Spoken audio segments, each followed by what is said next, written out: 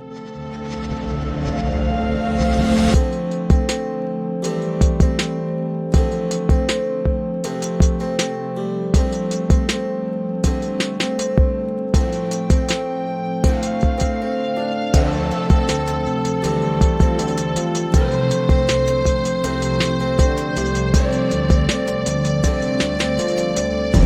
listening to Digital Denizens.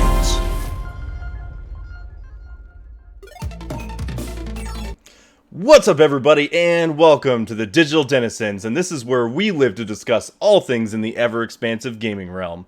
Today is April 16th, episode 31. I am your host, Keith Whelan, aka The Gamer Stache. Alongside me, I am joined by Chris Burgess. How you doing, man? Good. It's nice to be available to do something like this. I know, right? We've been trying to get you on for a while. I know life gets in the way, so. More than you could possibly know. It's adventures. Dude, I feel you. I've had a week from hell this week, but you know what? We ended on a good note, and it's just smooth sailing after that. Yeah, that's all it is. It's just, keep coasting, keep moving forward, and where it all goes, it goes. That's right. Exactly. So we've got an intriguing episode ahead of us, full of loops, pixels, and nonsense. Before we do, I want to remind you guys that if you guys want to write into the podcast to have us read your funny anecdotes, interesting or emotionally charged video game stories, offer up ridiculous life questions like, I used this one last week, but you know what? I'm going to use it again because it's just that damn good. What is a volumetric shit compressor? Well, if you've played Disco Elysium, then you know that your shit is apart. It's rather unbecoming of you, and a cop, and a human being. It's supposed to be the opposite of that. Together, compressed in a small area, to achieve a solid level of shit compression, please squeeze your butt cheeks together for 30 minutes, do something similar with the two hemispheres of your brain, talk to people, and that might just help. But if you want to just write in and let us know what you guys are playing, and share with us, we can share with the audience your thoughts with the rest of the listeners. So we also have we kind of changed things around a little bit. I'm kind of getting all messed up. Pixel to Pixel segment. It used to be our interview segment, and now we've kind of changed it into our mentions and shout outs for those who would like us to. So write in if you guys want to get a shout out or like a mention or something like that. And the interviews have been transitioned into their own episodes, which is called the Content Creation Corner. And we are going to be doing next week. We do them like every other week typically, but next week we're going to be doing one with OpenXR, Brent Insco. So that's going to be really exciting. Just a heads up. I did a little bit of like research on this guy. This guy's a fucking genius. Like, all right. This guy apparently developed a GPU that is one of the most powerful in the world. There you go. For like, I guess he does a lot of shit with like VR and like rendering, and he's like an architect with all sorts of software and everything. And so what OpenXR does is they basically have developed a platform, an API, in a sense, to allow developers to create a VR game that will work on every single headset without having to tweak it individually. Oh, all right. Yeah, nice. It just fucking works. Like, I was just like, holy shit. And that's such a great idea because you have like Steam, you have Vive, you have like Oculus, which are all different platforms, and you have games you want them to run on each individual headset, which are different. Super cool stuff. So we changed that over to its own episodes, and basically the Content Creation Corner is our interview section. We bring on streamers, YouTubers, podcasters, content creation people, artists, anybody within the gaming space, trying to get indie developers. So if you know any indie developers, please send them our way. We'd love to talk to them about the games that they're making. It is an art form, and we love playing video games, so that's why we're here. Yeah. So, and I'm also working with New Game Plus Network, which Chris is also part of. You may know or have seen Matt Philandro, Chadley McPaquin. I know it's not McPaquin, but I call him it fits, yeah. It does fit. We also got Leslie Morales, and we also have, am I forgetting anybody else? Did you get AJ? Oh, yes, and AJ Volpe. There you go. How can I forget him? such a gorgeous man. Oh yeah, beautiful. But yes, please hit us up if you want to get in touch with us to, jump into the Discord, if you want to just talk with us or have interesting, funny conversations, or if you want to post updates to your channels and things like that. It's a good place to kind of collaborate with other people. And then we also got merch and stuff. I'm wearing my Digital Denizens t-shirt. Solid. I love it, man. Fucking beautiful. Holy shit. Thank you. Excuse the language. I apologize. No, actually, we get pretty raunchy on here, so All right, good. Just want to make sure. feel free to drop as many F-bombs as you please. But yeah, we got merch for every single channel underneath New Game Plus Network, JYA Channel, Fanboy and the Snob, AJ's channel A4GZ, Devoted Saint Retro, which is Matt, and Sector 7 Item Shop, which is Leslie. And you can find that on storefrontier/JYAchannel.com. And we also got another segment, which we did last week, the Next Gen, which we'd bring on a teen gamer and talk about the games that they're playing and what they think about them. We do that once a month so far, and it seems to be getting some traction. So that's a lot of cool stuff. There you go. Yeah, and that's with we've been doing it with Annie Morales, which is Leslie's daughter. Yeah. She's super cool. And she's actually also part of New Game Plus now. You can find her on Instagram at New Game or NextGen_Ann. Pretty sure that's correct. Right in the chat. I see you there. Let us know. Oh, she says boom. I think I nailed it. So yeah, that is awesome. So, shall we dive into it? Video games? After you, yeah. Video games? Yeah. Vigi games. What are you buying? What are you playing? So, you know what that's from, right? Yep. Dude, those bring back a lot of good memories from Resident Evil. Holy shit. I love that shit, man. It's so good. It's good. So I just want to give a heads up too. Anybody in the chat, if you guys want to put in the chat what you guys are playing, after we're done talking about the games that we're playing, we can mention what you guys are playing and maybe have a little bit of a chat about those too. I think that would be kind of cool. We're kind of working out the details. This is like the second live episode, so we got to kind of fuck around and figure out what works, Oh yeah, get your feet wet, see where it goes. Exactly. Mario Kart. Nah, go away. Smash or nothing. Smash. That's where it's at. Yeah. Yep. Mario Kart. Gonna whoop ass. Chadley. God damn it. I just want to smash. Smash. Yeah. Stache. So, not to derail all of it. Have you managed to play the new characters like Sephiroth, Min, Banjo-Kazooie? Yes, Leslie has broken my heart about this because I told her how many times it took me to unlock Sephiroth. Okay. It was like 30 or 40 times. And she's like, my daughter unlocked it at 2 or 3 times. And I was like, Jesus. What the fuck?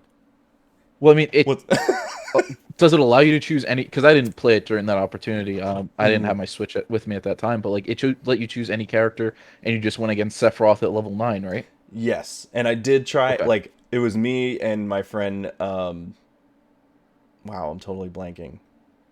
What the fuck? No, it's all right. Yeah, it was one of our friends. It was me and her because we love Smash. So anytime she comes over, we always play against each other. Okay. And so we were like, well, let's try to do it with Cloud because that is the most iconic fight you have. Fitting. You got to do it. Yes, exactly. Yeah. And she was like, well, let's try it with Kirby, because she was really good with Kirby. So we tried it with a couple different characters, but then ultimately we were about to give up. She's like, I got to go home. It's getting late. And I was just like, one more time. One more just fucking one time. More. Just one more. And so I picked Cloud, and I was just like, I'm gonna fucking wreck him. And I did. Yep. Good. And that was it. It was just fitting. It was so fucking epic. I was like, that was the greatest feeling ever, So, who are your, if you have 3 characters that you have to choose to play as a main, who are your 3 mains?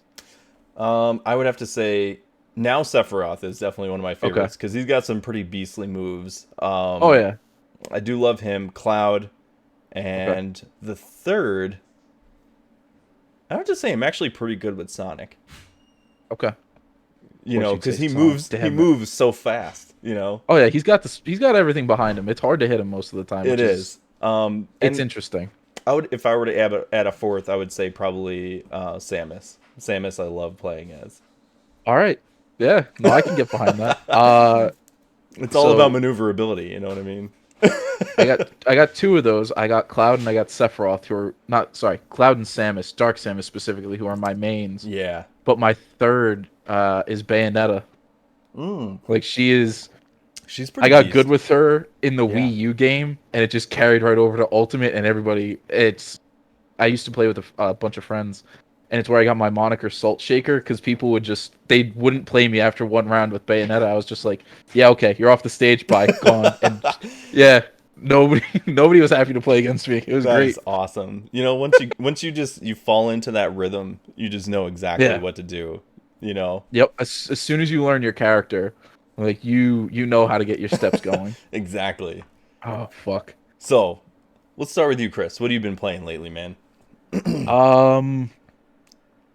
It's been a mix of a bunch of games, but the one I've been focused on most recently has been Oddworld Soulstorm, which just came out Ooh. a week ago, Yes. and it's brutal, but it's great. Like, do you think is it just as good as like the originals, like the way you remember it?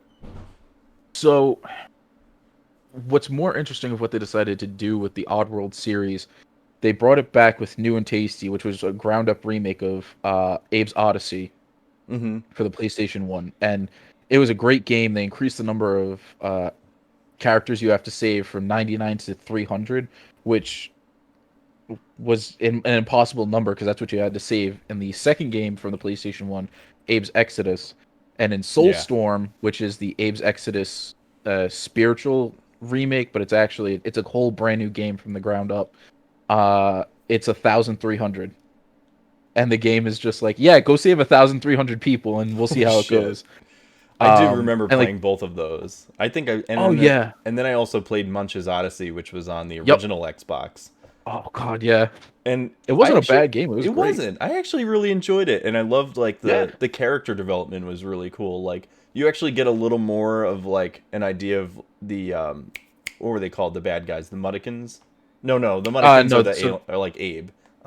Yeah, those were the good guys, and then there was the Sligs and the Gluckins. Gluckins, that's what it was. There you go. Yep. But they like kind of explored more of like the backstory and what was going on, and Munch, which was like kind of a cool character. It like explored more of that world in itself. Yeah, it gave you another dimension to explore with, and in this game, like they changed all the characters' personalities from Exodus. So it really is a brand new game, and like I'm enjoying playing it right now. But it encourages you to think outside the box, and it says, all right, you have to save these 1,300 people, but you also should probably not kill another enemy in the game. They're called Sligs. They're just those weird squid guys faces with the the squid faces with machine guns. And like another goal is like to not kill any of them. So like you can restrain them and not kill them, yeah. Oh, and that's kind of cool. I know in this game there's 4 endings compared to the original one that had only 2 endings. So I'm gonna end up playing this game like 4 or 5 different times to like get all the endings out together. But if you like a puzzle game that makes you think on your feet, it's definitely worth the time to look into. But you need a lot of patience for it. A lot of the time. Now, is it? I saw I know it's not on Xbox, which is kind of a weird direction considering like all the other ones. Well, the original ones were on PS1. Yep. And then Munch's Odyssey actually I think was the only one on Xbox. Yeah, it was an exclusive Xbox game. Yeah. So, is it on PC too? I think it's on PC, right? Like Epic Game Store and Steam. It's only through Epic right now. Okay, they got the exclusive rights for that. And I mean, I think it's only a limited time thing, but it's difficult because I think the reason they don't want to work with Xbox is because EA is who originally published the game for the Xbox. Oh. For Munch's Odyssey, and it left a really sour taste in their mouth. So they really don't want anything to do with Xbox. And Epic, the reason it's only on Epic right now is because they helped to fund the project. I think this project is about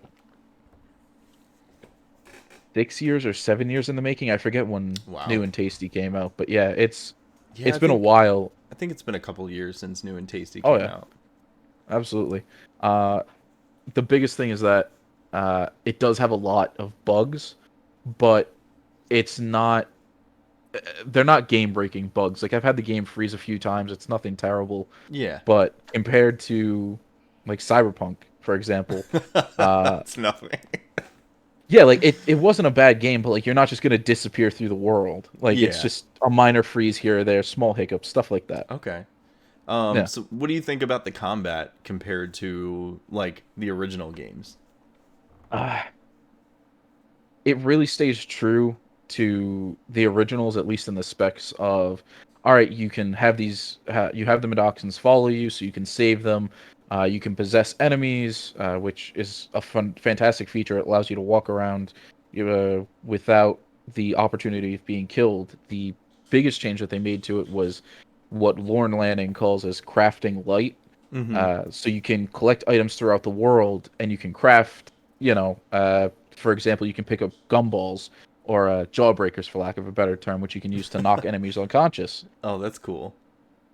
If you find rubber bands, you can wrap the rubber bands around the jawbreakers to make the gumballs bounce faster, but also knock enemies out in one hit instead of three. Oh, that's kind of cool.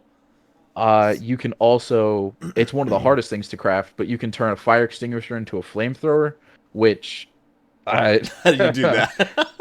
yeah, like it's crazy, but like it gives you the opportunity to do it, and it's like in a lot of the situations of the game where they're like, yeah, you should try to save all the sligs.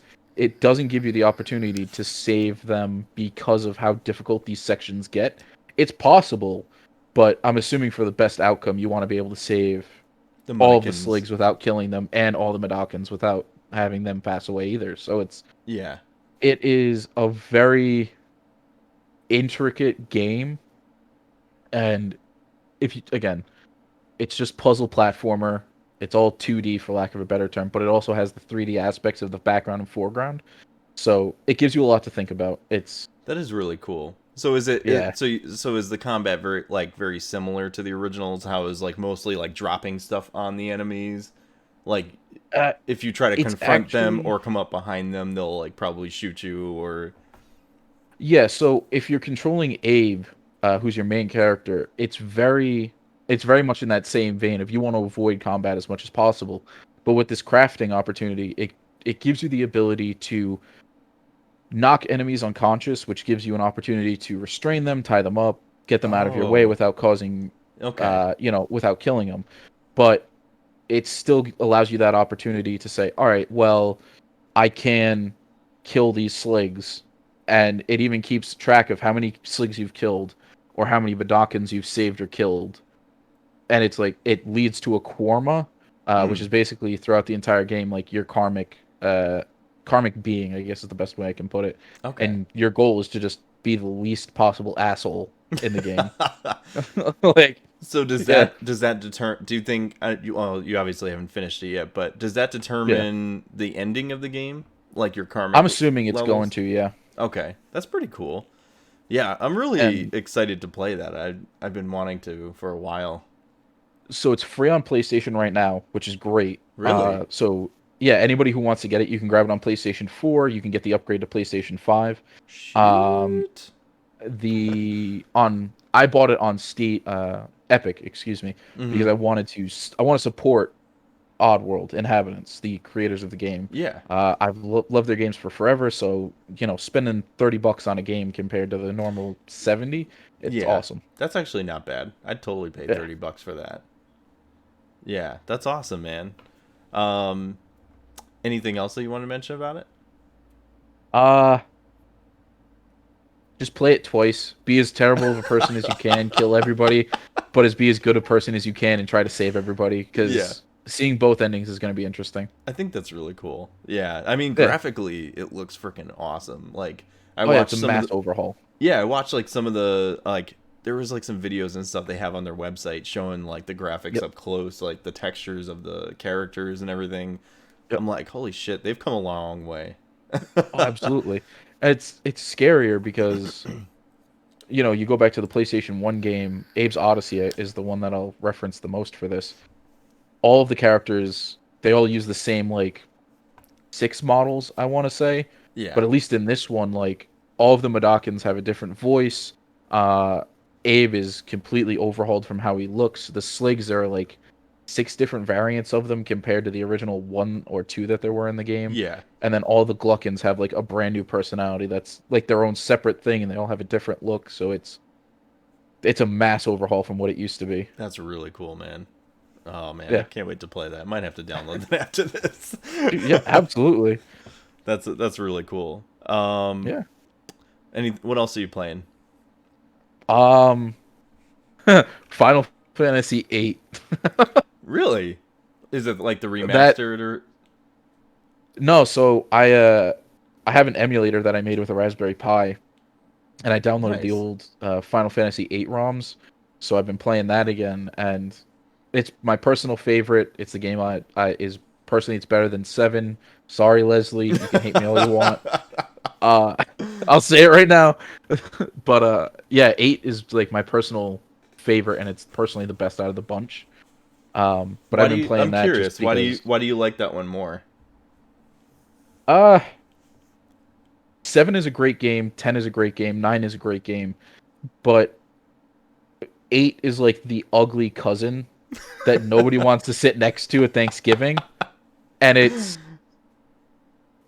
hard because it came after 7 and everyone was hyped up after 7. Yeah. And then 8 like drastically changed the way that you played the game. It changed the way that the characters acted with one another, and it made you look at it differently. So it didn't really take as many people by storm, but comparatively, the story I feel is richer.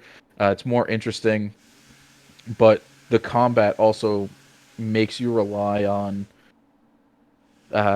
drawing magic from enemies rather than just being able to like have a finite number of magic. You have to specifically find enemies, use an ability called draw to like obtain, like, let's say 6 cure magics out of them, and that's how you build them up. But if you spend them, they get attached to your skills, so your attack, defense, health. If you spend, your cure magics, it lowers how strong your health would be or your attack would be, and it requires more thought process, I guess is the best way to put it. More strategy. Yeah. That's really cool. I played a little bit of 8. I never actually finished it, but I thought it was cool. Like it does have a lot of differences compared to Final Fantasy VII. I think it's a little more complex. It does require a little more strategic measure when you're like going into battle, and the battles were long. Oh yeah, some of the boss they're significantly longer. Yeah. I remember like watching my brother play, and he'd like be playing for almost an hour straight on just one enemy, and just like, when does this end? It's like sooner or later, sooner.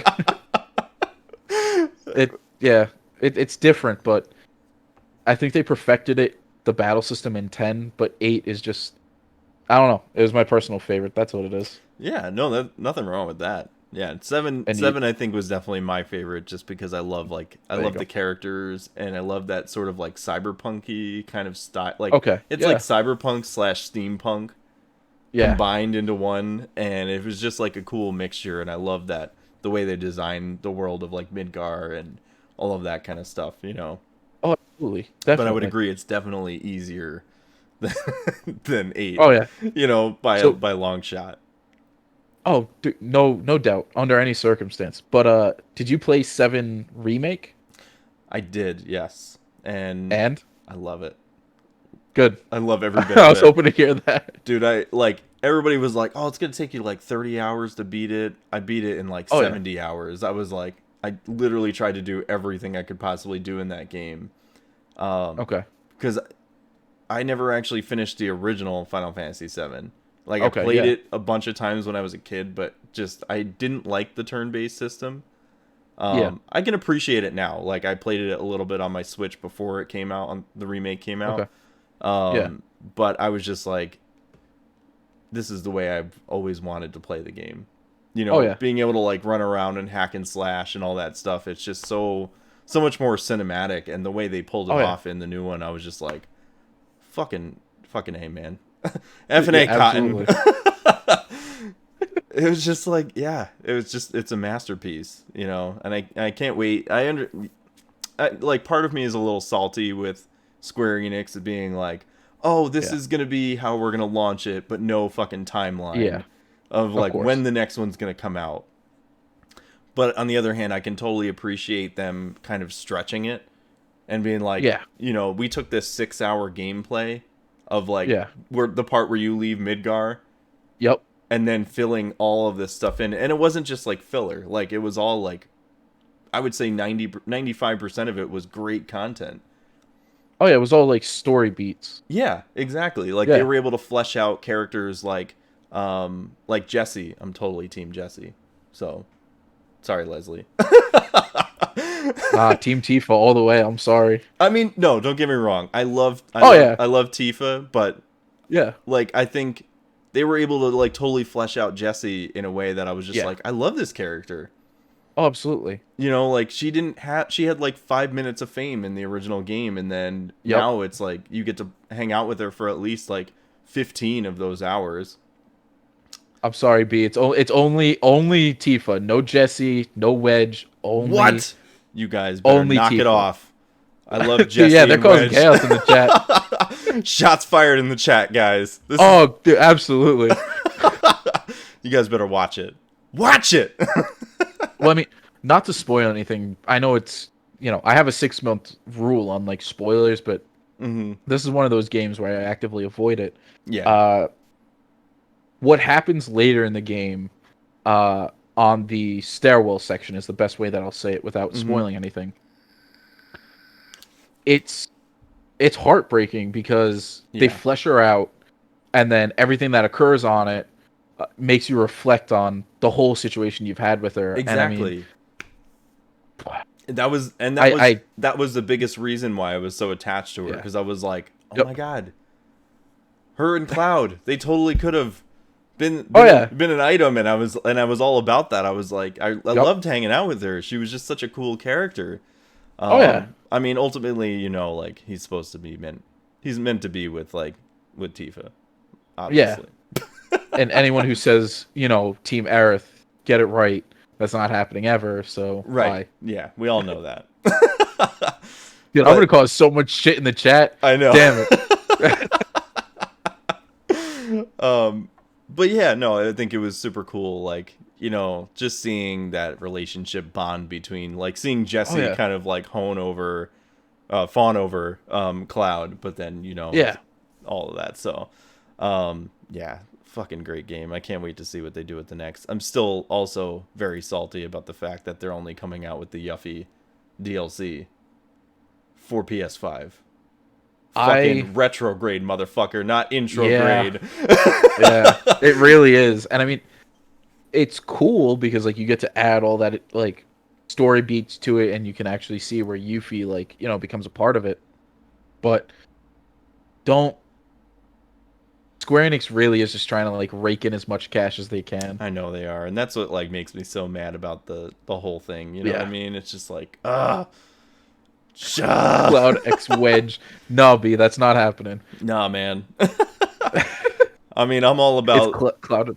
Yeah, I'm all about people, you know, choosing their genders and their sexual preference, but Cloud, nah, man. No, it's only Tifa. Yeah. Or Sephiroth if you want to get tight. Right, exactly. Like he looks damn good in a dress, but goddamn. Yeah. It only goes so far, okay? Oh yeah. But, you know, copy paste the F-boy face. I know. The fuckboy face? No, I'm sorry. Oh, sorry, B. I'll fight you on that. This is getting serious. But what are you playing? Like, it can't be all about me. I know I'm the guest, but what have you been playing as of late? So, I've been kind of hopping around a little bit. I've still been kind of playing Narita Boy. I talked about this on the last 2 episodes, but I fucking love this game, man. It is so good. It's made by Team 17. They did, I think they did Overcooked. And there's a couple other games. I've also reached out to them to try and get them on the podcast. I would love to talk to them. I mean, it's possible, yeah. Yeah, so, but Narita Boy it's a platforming action game. If you can imagine, like, Tron and, like, Ready Player One, you Yeah. as the player get sucked into the game. It's actually a computer system called Narita 1. Okay. And the creator ends up like getting his mind taken over by him, which is like this evil virus that like spread throughout the computer system. Okay. Yeah. And so it takes over his mind and starts making him do shit in the real world. And starts like trying to create like this weird cult and shit. And so then you as the player get sucked into the game to be the hero. And basically he ends up becoming Narita Boy, and he gets the techno sword, and he has to go to all the different realms within this like digital kingdom. And so it's got like a lot of like that Tron-esque look to everything. And a little bit of like He-Man and stuff too is even kind of woven in there as well. And so you have to like stop. All the enemies are kind of like red, which reminds me a lot of like Tron and everything. And so the techno sword, it's got the 3 colors of the different kingdoms, the blue, yellow, and red. And the red kingdom is the one that kind of took over. And so you get all these different abilities as you progress, and like you can use the blade as like a shotgun. You can you can like shoulder bash enemies, and then it gets eventually harder where like you end up unlocking the different dudes from the different regions. So you get like the yellow dude, the blue dude, and then the red dude, and then they all like have different powers. So like there'll be enemies with like a flame above them, and then like a yellow, red, or blue, and then you have to keep switching between those power-ups to be able to do damage to those enemies. But during that mode, you also take more damage, so you can't like you have to avoid getting hit.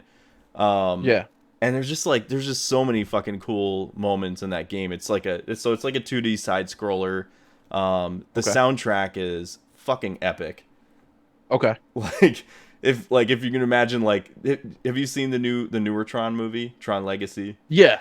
Oh, absolutely. It's got that very like retro, like Daft Punk style like music. It's just like, just putting the headphones on and listening to the music as you're going through the levels. It's just so badass. And I'm gonna have to check this out then. Yeah, and I think it's actually free on Game Pass right now for PC and console. Yeah.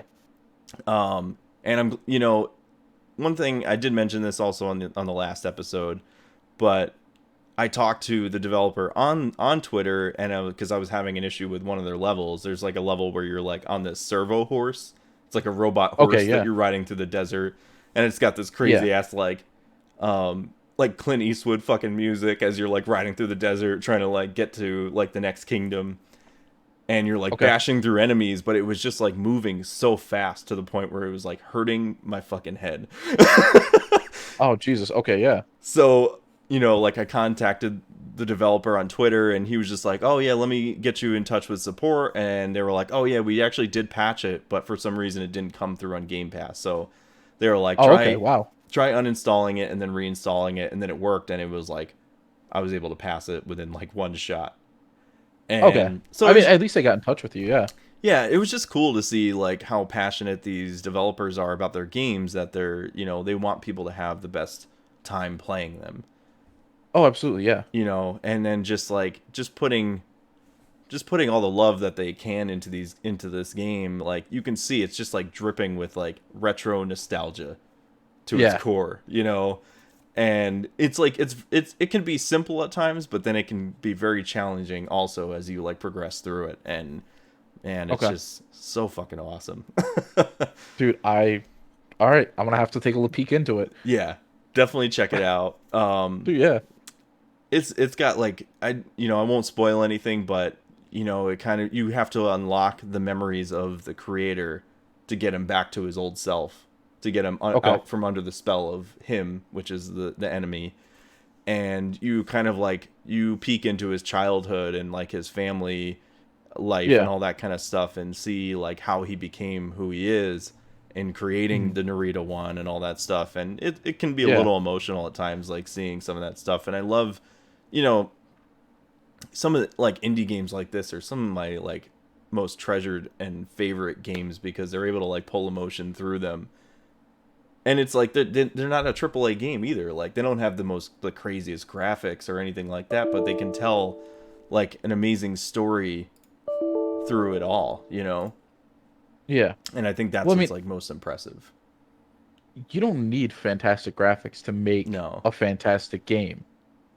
And I think that's what gets lost on a lot of like newer people who come into the community of gaming or who also want to gatekeep the video gaming community is it's like there's someone I work with to be anecdotal about it. Someone I work with who's Mhm. all about like, oh, it needs to be like, 4K, 120 Oh frames. And my it's like, god. dude, just put the game in, turn it on, play the game. Right. It doesn't matter. If you enjoy it and you get like, Yeah, then who cares? You know, like, yeah, personally, I prefer playing more like single player story based games because yep. I love the writing in Oh yeah, when they nail it. That's what I yeah, live for. It's like reading a book for me. You know, like you get something back from it. You get some sort of message that you can either apply to your life in some fashion, and even if you can't, you can still appreciate it and be like, oh "Holy absolutely, shit, that is fucking amazing." yeah. And it's just I don't even know the words to It describe it.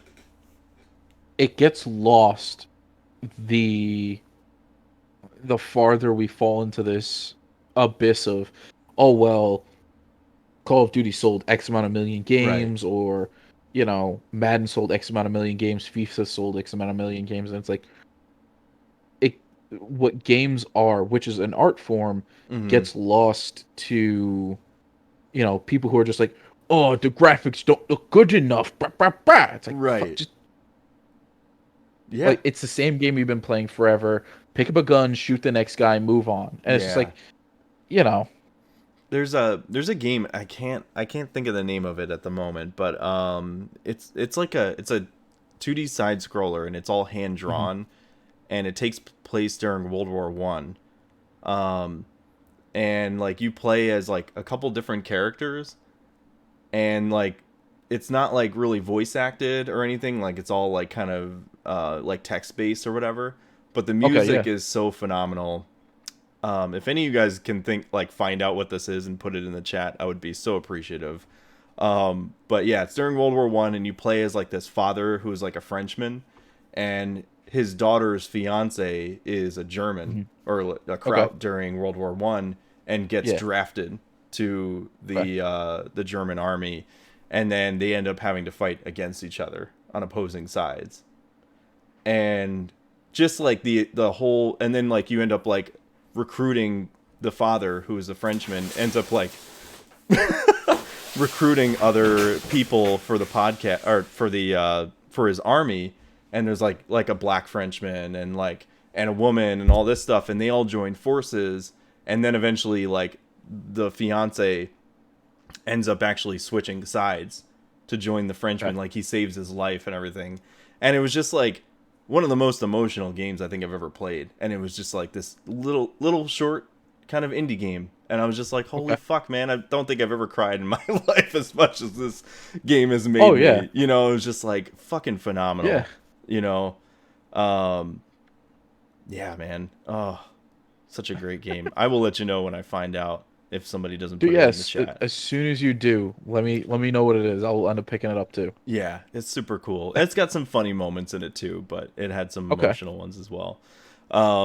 So the other game that I've been playing has been Disco Elysium: The Final Cut, and I've Yep. been sort of streaming this on Twitch.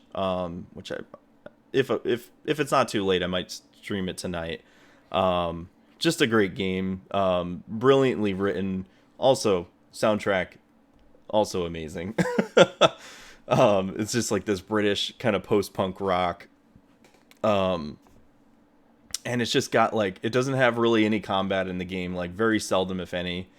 But it's just the way you play as this like kind of degenerate detective that's just, you wake up in your underwear and you're kind of strung out, fucking hungover as shit, on this like 3-day like binge bender, and then you're trying to like you figure out that you're a detective and you're trying to solve this like murder case, Yeah. and just all of the options and dialogue and stuff that leads you to these different like through this adventure is just like amazingly written. And it's so bizarre and funny at the same time. And I think this like really makes for a great Twitch like streaming game, because I have like the overlay or the the Twitch extension, so that way you can activate the polls and have people vote on like different options. Okay, yeah. Because sometimes I'm like finding myself like, I don't know what the fuck I should pick, and that's like a really cool option to be able to like have people absolutely pick what you think that you should choose as the dialogue option. But the other cool thing is people can look at your skills and your tasks throughout the game and be able to help you and point you in a direction on where to go next.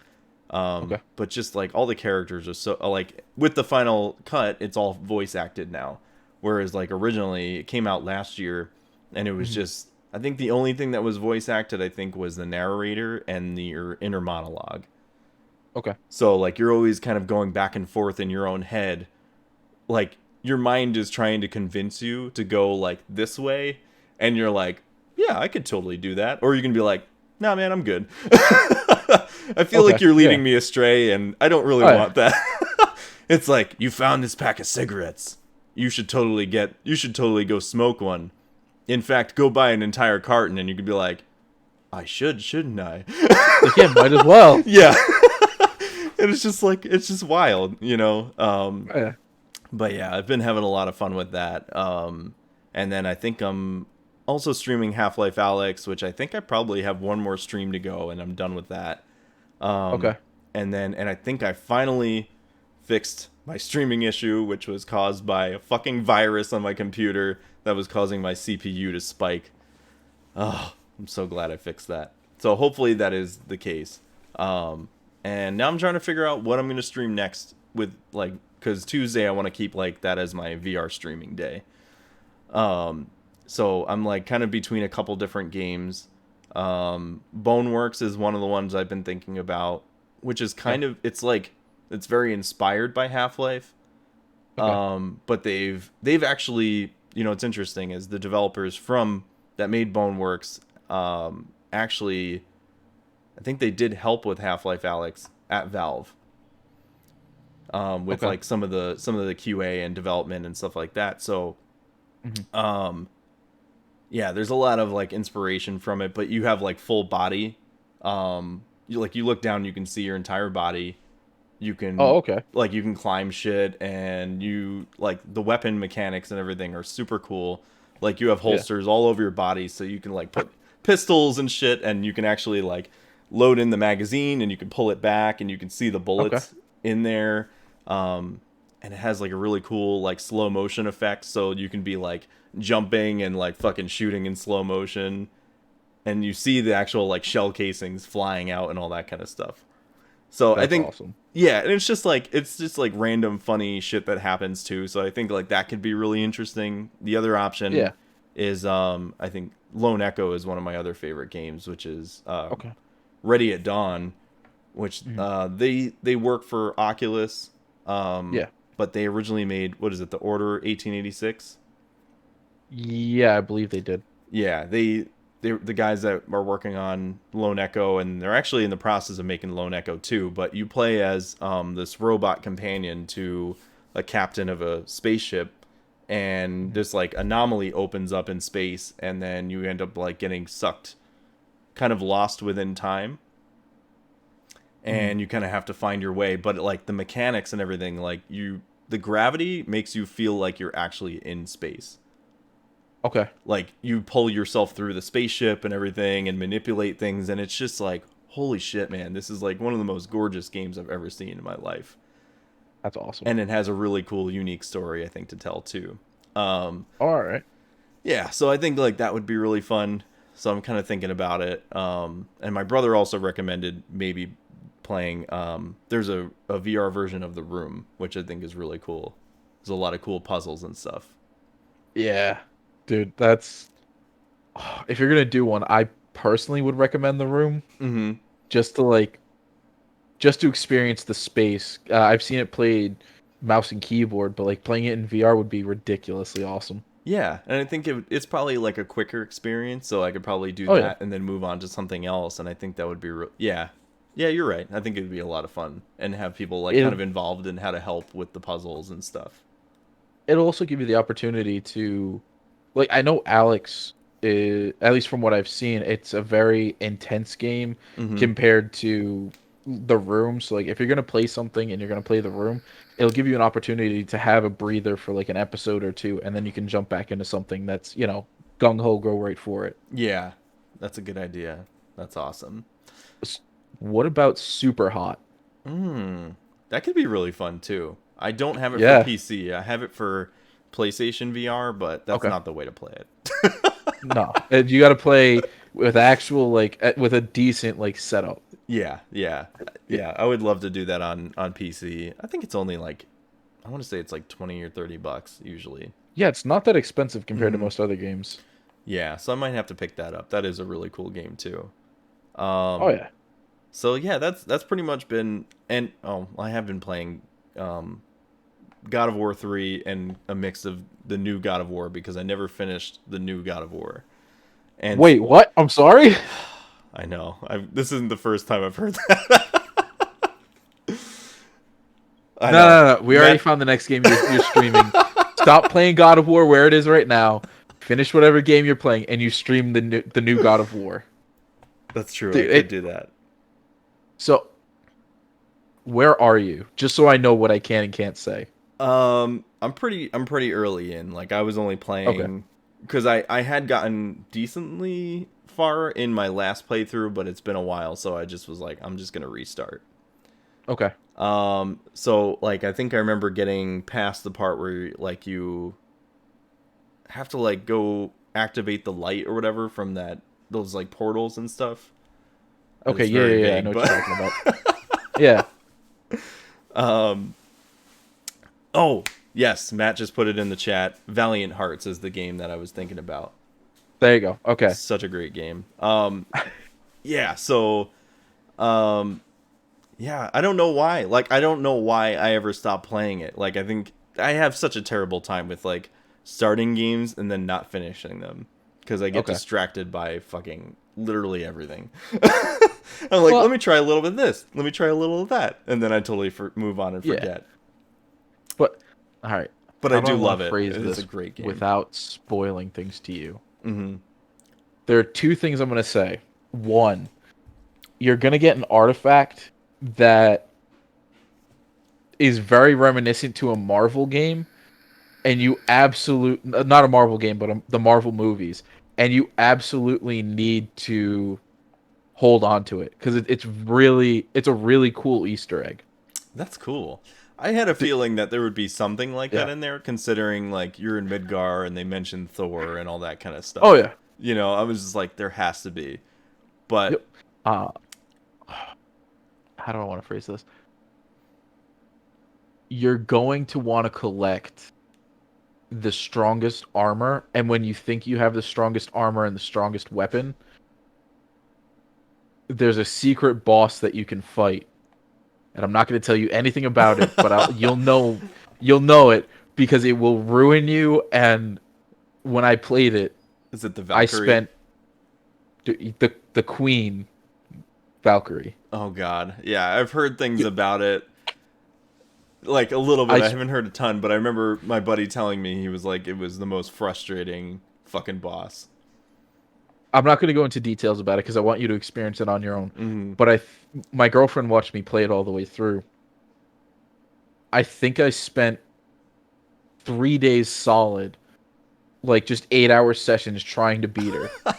And like she's a ridiculous enemy, and it's gratifying. It reminds me of some of the bosses from Final Fantasy VII Remake. Oh, dude, You know absolutely. what I mean? Like that fucking house boss. Fuck that goddamn thing. Dude, no, that's the best. Dude, that thing pissed me off beyond belief. Oh.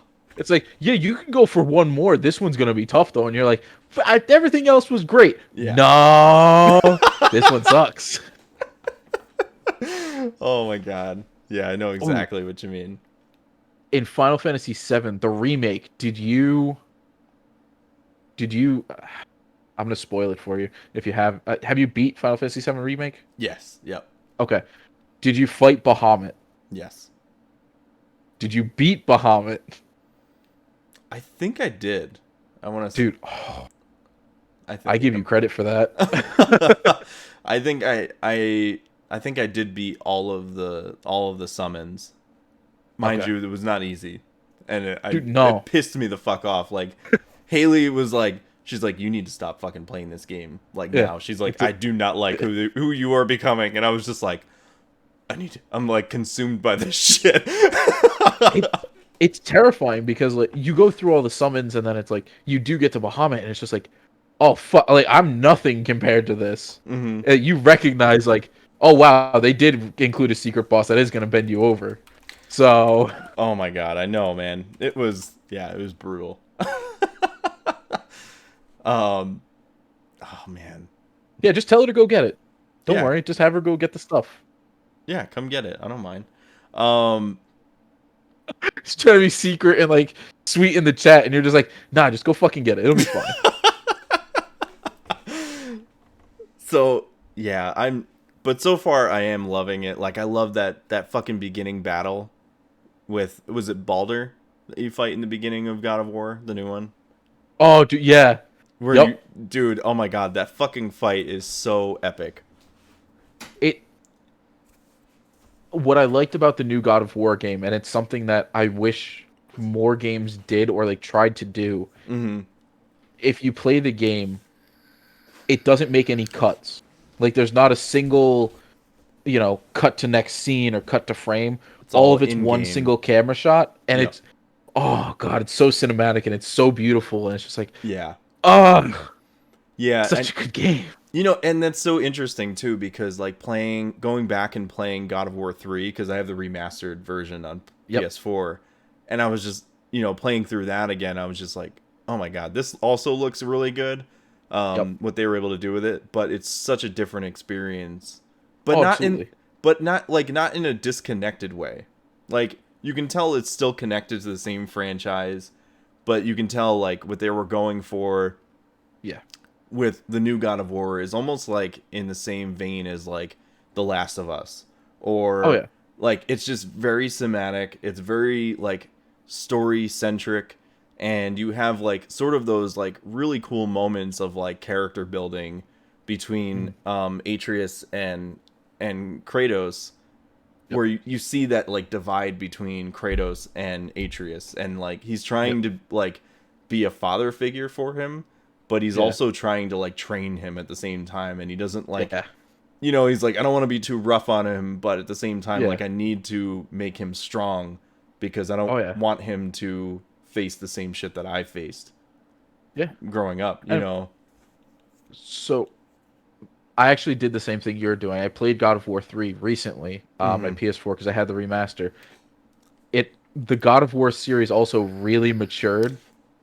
And it was super obvious because when you get up to the part where you meet Aphrodite, like, I forgot all about it until I got to the section where I'm standing outside of her room, and I'm just like, I really don't want to go play this because, like, it doesn't add anything to the game, really. I think it was just meant for, like, shock value and, like, to just be like, oh, like, boobs and whatever. It's like... Yeah, like that's really all it was meant for. It was just meant, for lack of a better terms, it was meant for like, oh yeah, titties are great. Yeah. But like, playing God of War, the new one, Nordic God of War, you can really see where it matured. Like it's not as, oh, I'm gonna cut the centaur open.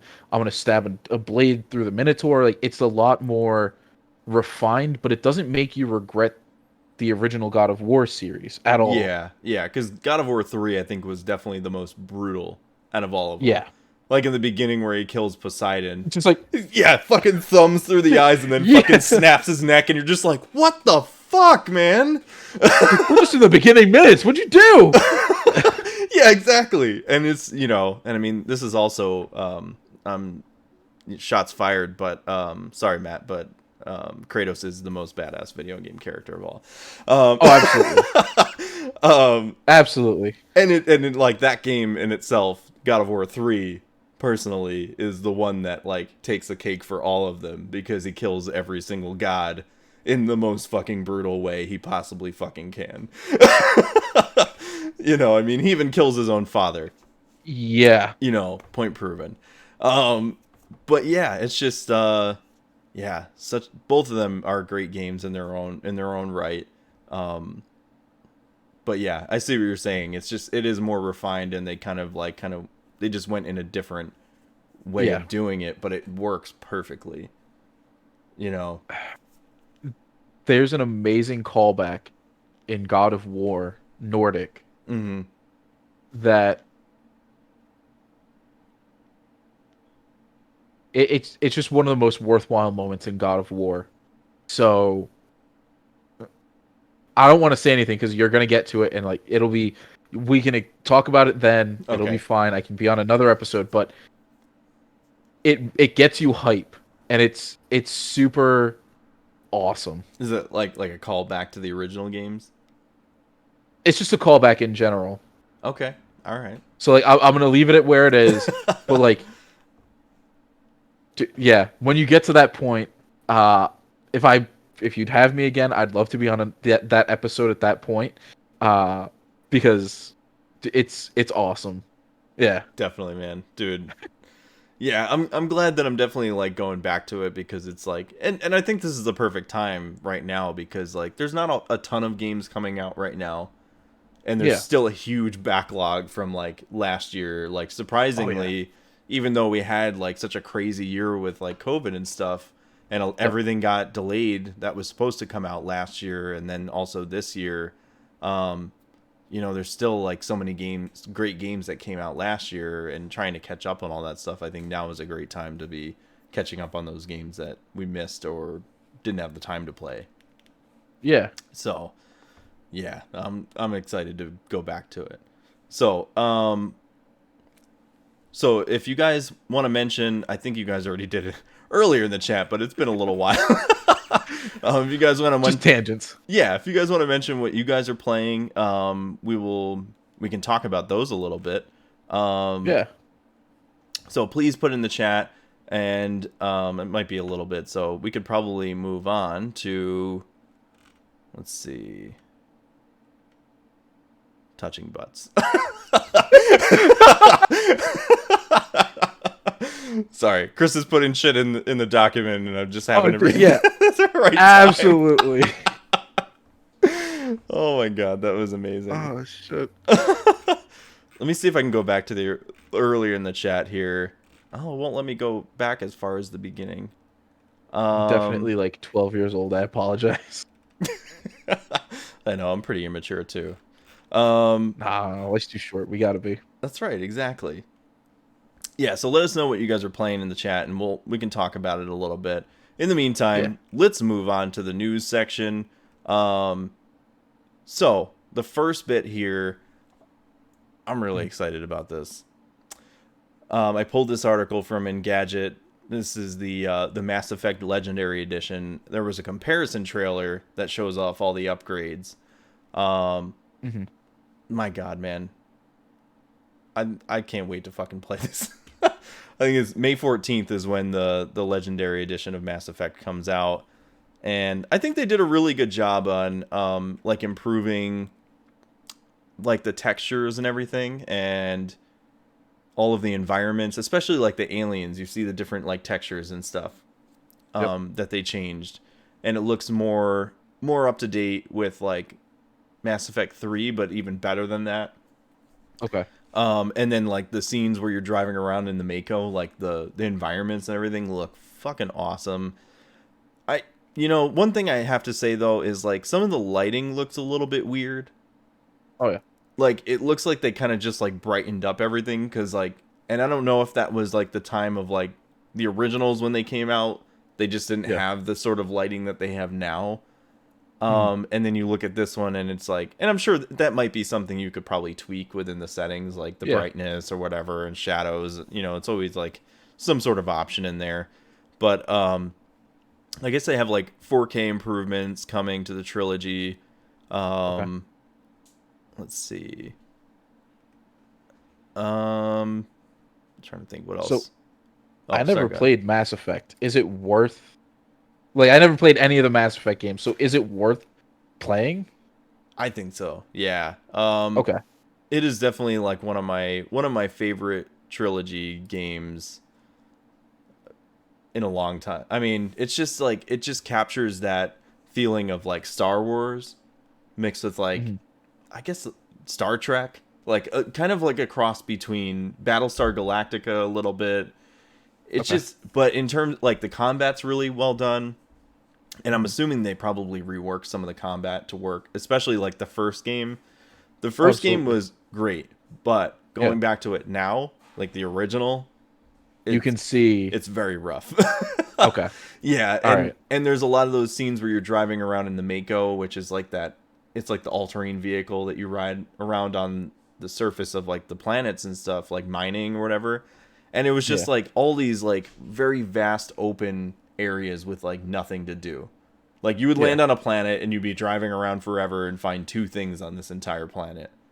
Okay. You know, you'd be like, let's mine this one area, and then there's a base on the total opposite side of this planet. You know, and it's just like wasted time, kind of like exploring and stuff. Which, like at the time, like you're like, oh my god, this is amazing. But now you're like, all right, well, you could add more to it. Exactly. Yeah. Whereas like Mass Effect 2 and Mass Effect 3 kind of did more of like a hub world sort of situation. Kind of like the new God of War. Like God of War gives you this feeling of being in an open world without actually being an open world. Okay. You go to these like areas that are sort of like, they're not quite linear, but they're not open world either. Like it gives you multiple paths to go in these different directions and go to different areas. And then you look around and you see this whole world around you. And it gives you that feeling of being like, oh yeah, this world is really big, or this planet is really big, which I really appreciated. Like the art direction and all that kind of stuff was really cool. Matt says Mass Effect 2 is my favorite. I would totally agree with that. Yeah, Mass Effect 2 is definitely the best out of all of them, story-wise. And yeah, story-wise. 3 had like really good combat and everything, but like the writing I think is really cool because it's just like you develop all these relationships with the different characters, and I don't mean just sexually. That's also a great part, but that's just a perk getting to hook up with an alien. But but it's just cool. Like, you can, when you go out on missions, I believe you can like choose like 2 companions that you want to take with you, and the more missions you take those people on those missions with you, you see that bond grow, and you see it kind of like the more conversations you have with them about different choices that you made will kind of change the direction on how the story actually plays out. And so it's kind of like Dragon Age, right? I mean, it's the same developer, right? Yeah, BioWare. Yep. Okay. BioWare and EA. So yeah, very similar to that. I played Inquisition, and I understand exactly what you're talking about. Yeah, that was the most recent one that just came out. But no, I understand exactly what you're talking about in regards to like the world building, the character arcs, and like how you're able to interact with them individually and how there are their own storylines. If it comes out on sale, I'll pick it up.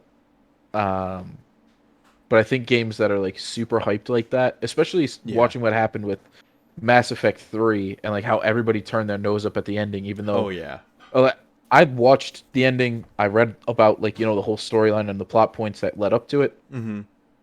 I didn't think it was that bad of an ending. I think it was fitting for the story, but I think it's because everybody wants a happy ending. Everybody wants, the Disney Prince Charming, saves a princess or everybody's happily ever after. It's like, that's not how stories end. Like there's not, the world doesn't end in a happy-go-lucky term. It's like something has to happen. Yeah, no, I totally agree with that. Yeah, it doesn't always have to be a happy ending. And if you played The Last of Us 2, that is definitely not a happy ending. Which I won't spoil anything, but totally, yeah, no, and I think I can appreciate that. Because I think there was like a couple different endings with Mass Effect 3, but one of them like was okay, and then the other 2 people were like, "What the fuck? which they did eventually fix, and I think with the Legendary Edition, they're going to be throwing all that stuff in there, and I think all of the DLC as well. Hashtag GameStop perks, Matt says. Dude, back when GameStop was a cool thing, yeah. Yeah, exactly. But yeah, no, I think they're gonna do a really good job with this, and I don't know if I don't know what the price of the trilogy is going to be when it comes out. I don't know. Well, it's probably gonna be like $80. I don't know, because the games have been out for a while now, and it's not a remake. But it's EA. True. You're not wrong. Like... You're not wrong with that at all. No, you're totally not wrong. If you guys want to write into the chat, if you guys can see how much it is, because I swear I thought I saw it, and I don't think it was quite $60, but let us know if you guys can find it out. I did buy the collector's edition, though, which sadly does not come with the game. But what? Yeah.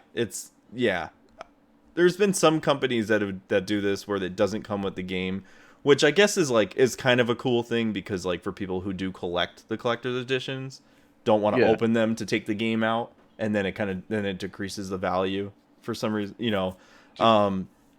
But I don't know. Usually the collector's editions I buy, I usually just fucking open them and put them on my shelf because I want to display it and look really cool. Is it called the Legendary Edition? Yeah. Yep. And so, it comes with the N7 helmet, and I think like a bunch of other stuff. Like it's a full size helmet.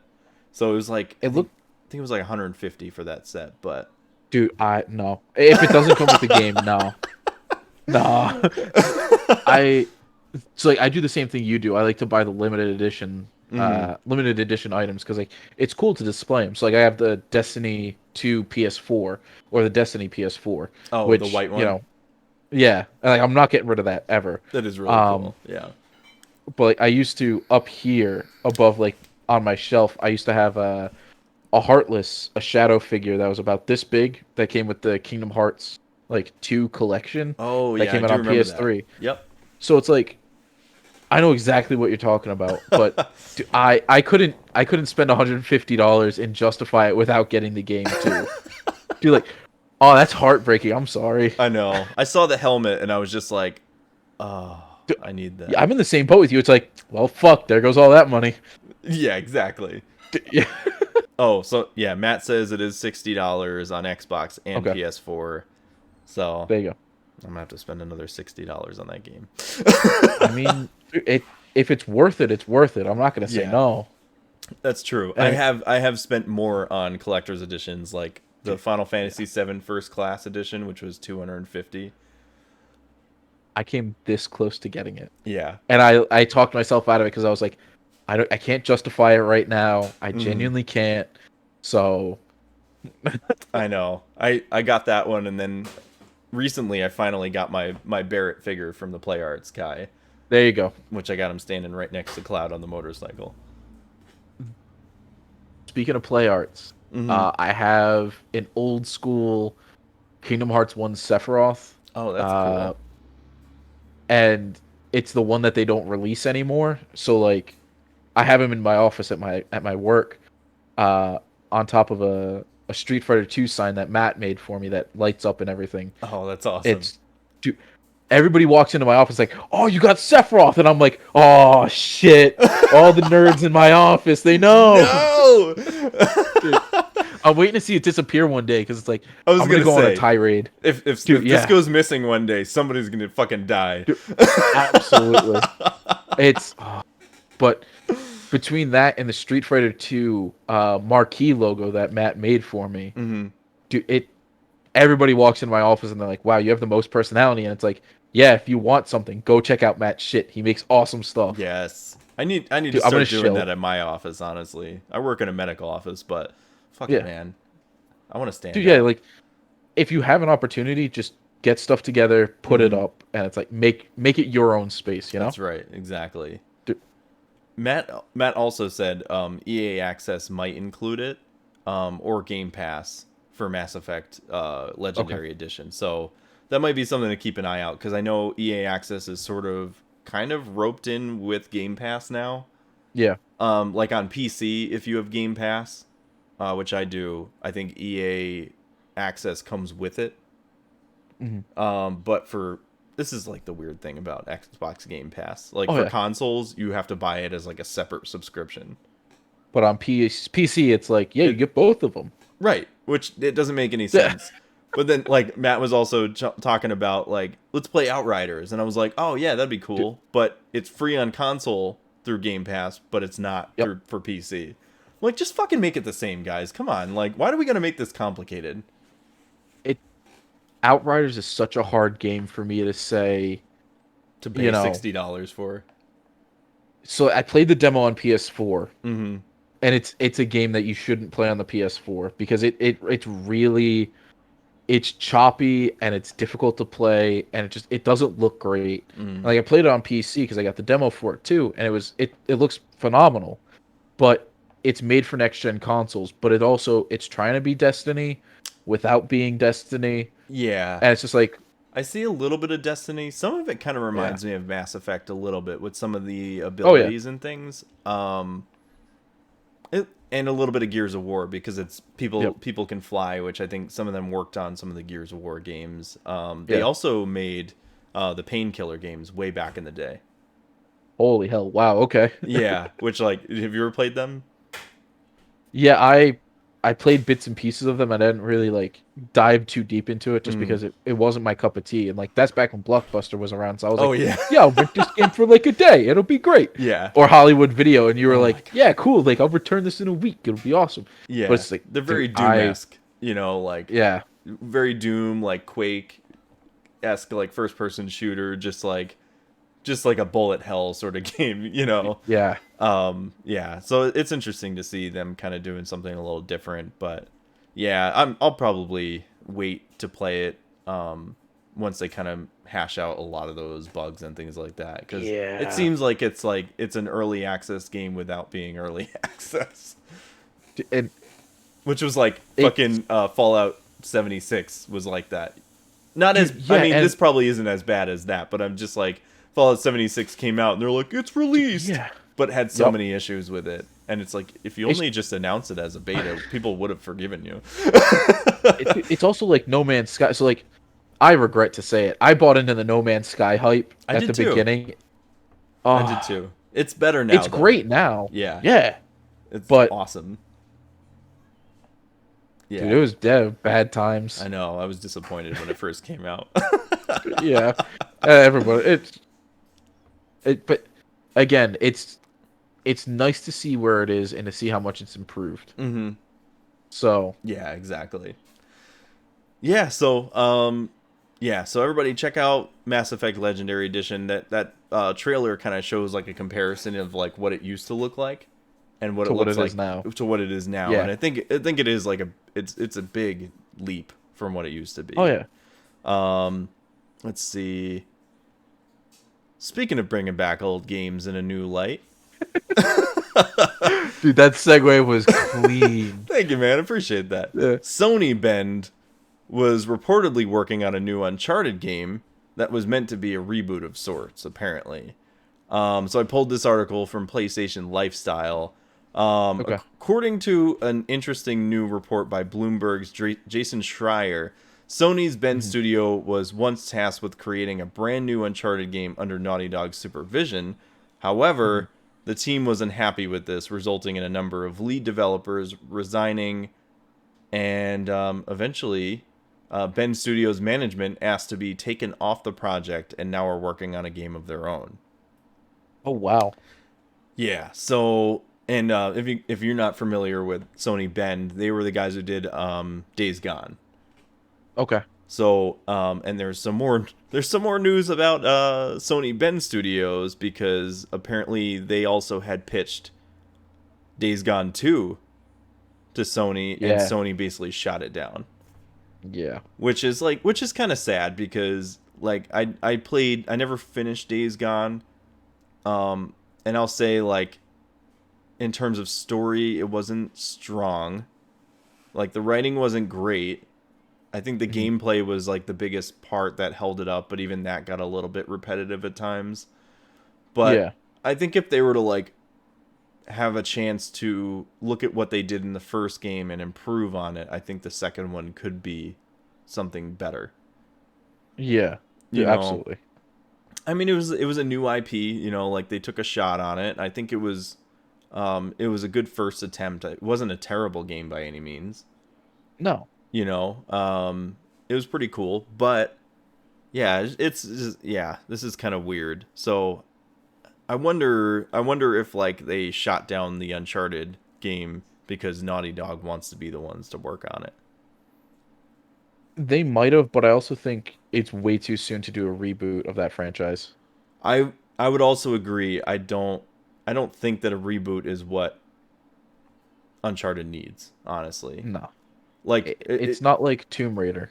no, it's exactly. I mean, like right. You have Nathan Drake, which is like this iconic fucking character. Yep. Me and AJ talked about this on his stream a little bit the other night Okay. when he was playing Uncharted 2. And I would totally agree with his sentiment on like doing a next Uncharted game. I think like if you guys haven't played Uncharted 4, I apologize, but it's been out long enough. Dude, yep, 6-month window. That's it. Right, exactly. And the way they ended it, they introduced Nate's daughter. I can't remember what her name was. That's perfect. But being like if they were to Yeah. do something where they did sort of like a Last of Us type thing Yeah. where you switch between like they did Ellie and Joel, you switch between those Yep. characters. But if you were to switch between Nathan and his daughter, like him kind Yeah. of teaching her the ropes to become like a treasure hunter, Yeah. and then like leaving the mantle up to her like at the end of the game, Yeah. like that would be fucking that'd be the perfect way like to do it, because Oh, absolutely. you couldn't just like if you were to just be like, no, you're just playing as his daughter and there's no mention of like, or there's just very little mention of Nathan Drake and that's it, like I think people would be pissed. You can't just write off a yeah. character like that Yeah, so no, fast. you can't. So I think that would be the best way to do it. A reboot is not the fucking way. Let's not reboot Uncharted. That is not. No. We do not do fucking Nolan North dirty like that. Dude, no, you can't. You really can't. And I mean, He's my boy. it's difficult because, like I mentioned Tomb Raider, and the reason I mentioned it is because there was such a long gap in between, like the original Tomb Raider series, which put it on the map, Yeah. and then the newest Tomb Raider release, which was on the PS3 to begin with. Mm-hmm.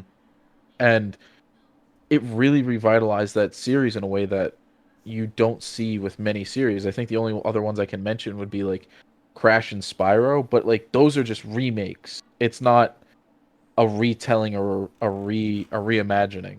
Right. So it's way too soon, and I don't think there's been enough downtime for like people to have seen something else and be able to say, "Oh yeah, like this would be awesome to see like a reboot." Yeah. I totally agree. Yeah. Certain games I think you can get away with it, but something that's so like narratively driven like that, Yeah. it's like it's so hard to just be like, yeah, we're just gonna restart it. Like what? That's like saying, "Oh, we made the new God of War game. Now we're gonna reboot it and remake the original God of War games right now." And it's like, I'm sorry, Yeah.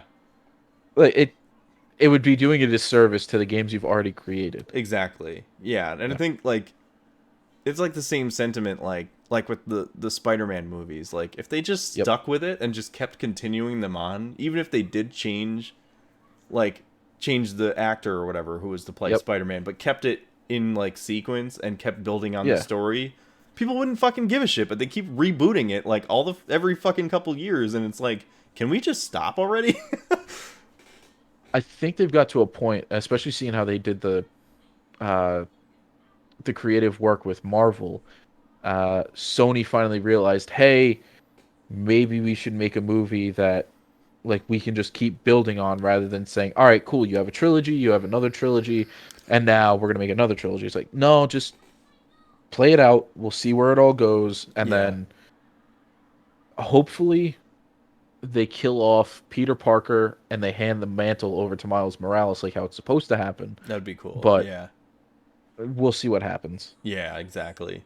Chad said in the chat, they have also the Uncharted movie, which is supposed to be coming out. I think Yeah. I don't know if that's this year or next year. It's soon. I know. Yeah, I know. I heard it was going to be pretty soon. Yeah. And that's kind of like that's a little different, you know, because it's in the cinematic universe. It's not within the game universe.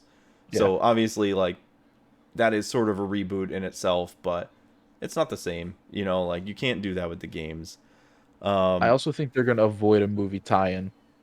Because like all those horrible movie tie-in games, Yeah. nobody fucking liked them. Right. So don't do it. Yeah, kind of like you can follow like story beats, I think, so, like not to a T, but like you can take inspiration from it, but kind of do your own thing. I think that's probably the best route. You know, unless you try to do something like what Assassin's Creed did, and then that was just fucking god awful. Yeah, It was terrible. it's difficult because I don't. You want to see them. It's hard in this case, especially like we just spoke about the remakes that were supposed to have happened, but they left it open ended for this new character to come together, being Drake's daughter. Mm-hmm. If they decided to do either a movie tie-in or b a remake, like you just nuke all of that, preempt that you've built up, and it would really do a massive disservice to a community that you've created. Right, exactly. Yeah, I totally agree with that sentiment.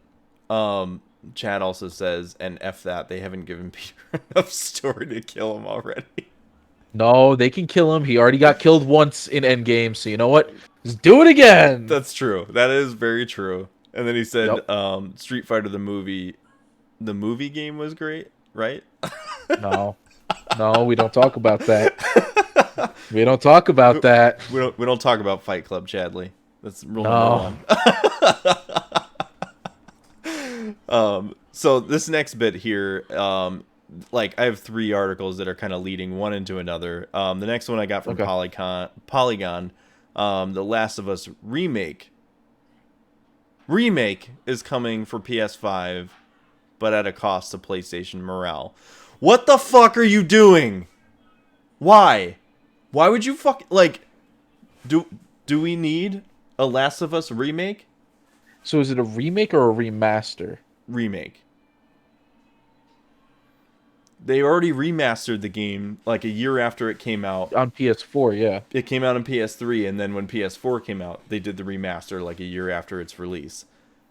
I played that game, the first one, right before I played The Last of Us Part 2. That game still holds up extremely well. Oh, yeah, absolutely. Like, cinematically, mechanically, like, everything. Wait, Chad says PS5 remaster? They want to make it It's already pretty enough. I don't know. All of the articles I understand all of the articles I found kept saying remake.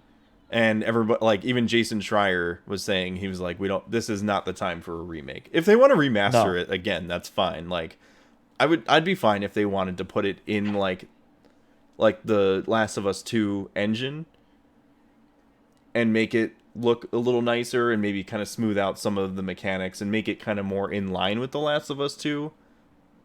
I still don't think it really needs it though, honestly. I think if you're going to do something, take The Last of Us Part 2 and upgrade it to a 4K engine. Mm-hmm. Because I definitely think that 4K would do that game a lot more service to... Like, I played it on PS4, 1080p. It's great. Like, I'm not going to deny it. It was a beautiful game. I loved playing every second of it. Yeah. But if you get a PS5, you have a 4K TV, mm-hmm.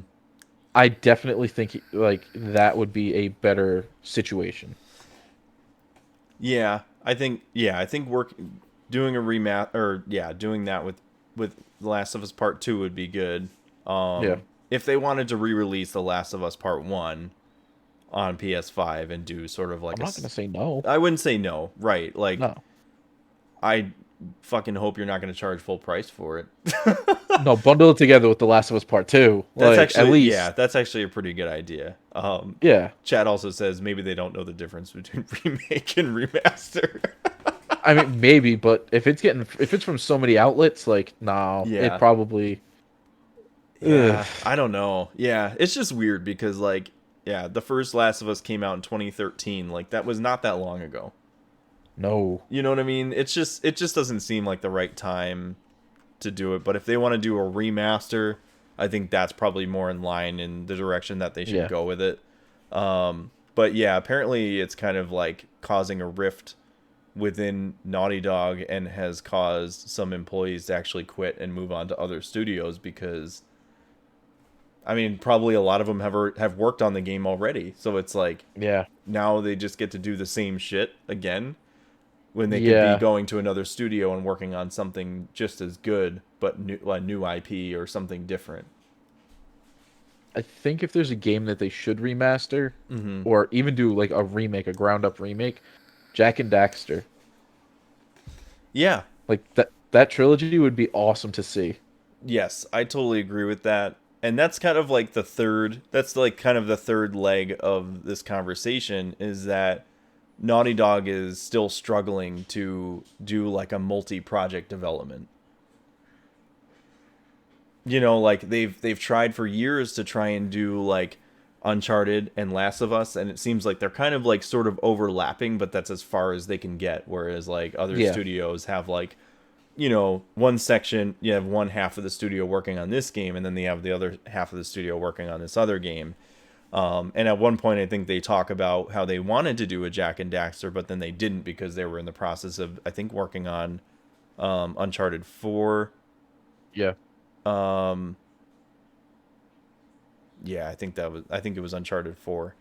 So I think so in the midst of all of this, they're like looking at actually making like big structural changes to Yeah. allow for this to be possible. Like, I mean, they could definitely hire more people. You know, like I don't know. I don't think Naughty Dog is as big as like some of these other studios.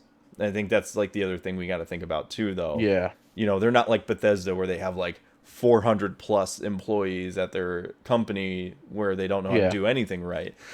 Sorry. No, you're right. You're entirely correct in that statement. I'm not going to say no.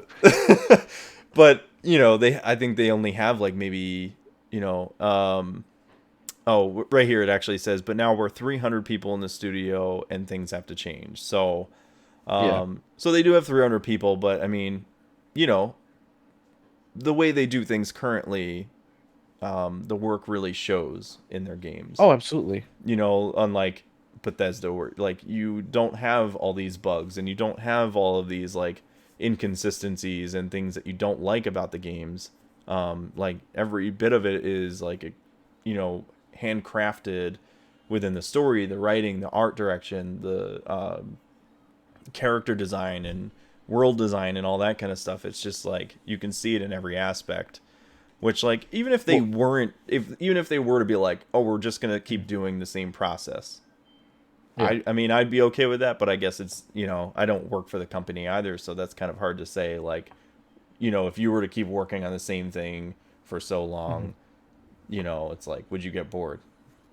Well, I mean, in speaking to Bethesda, at least, and it really shows with like Doom and Doom Eternal, those games are they're a vast departure from what they normally put out. And I mean, I was thoroughly impressed with Doom Eternal and like how great of a game that was. So it's doable, but I think if they're going to lose a massive portion of that ideology of, yeah, we're going to put a lot of time and effort into this game, we're going to make it show. I think the end product is going to suffer if they decide to do that. Yeah, I agree. So Chad posted this article from IGN. It looks like it was back in 2011 that Naughty Yeah, it Dog looks from, like, officially split into two teams, and that was when they were working on Uncharted 3 and the first and The Last of Us. Yep. So I didn't know that, honestly. So that's good to know. But I wonder, like, at what point did they change that? Because it doesn't seem like, I don't think that's really been the course of how they've been doing things in the last couple of years, anyway. I think they're looking, at least, you know, in regards to the newer topics that you bring to it.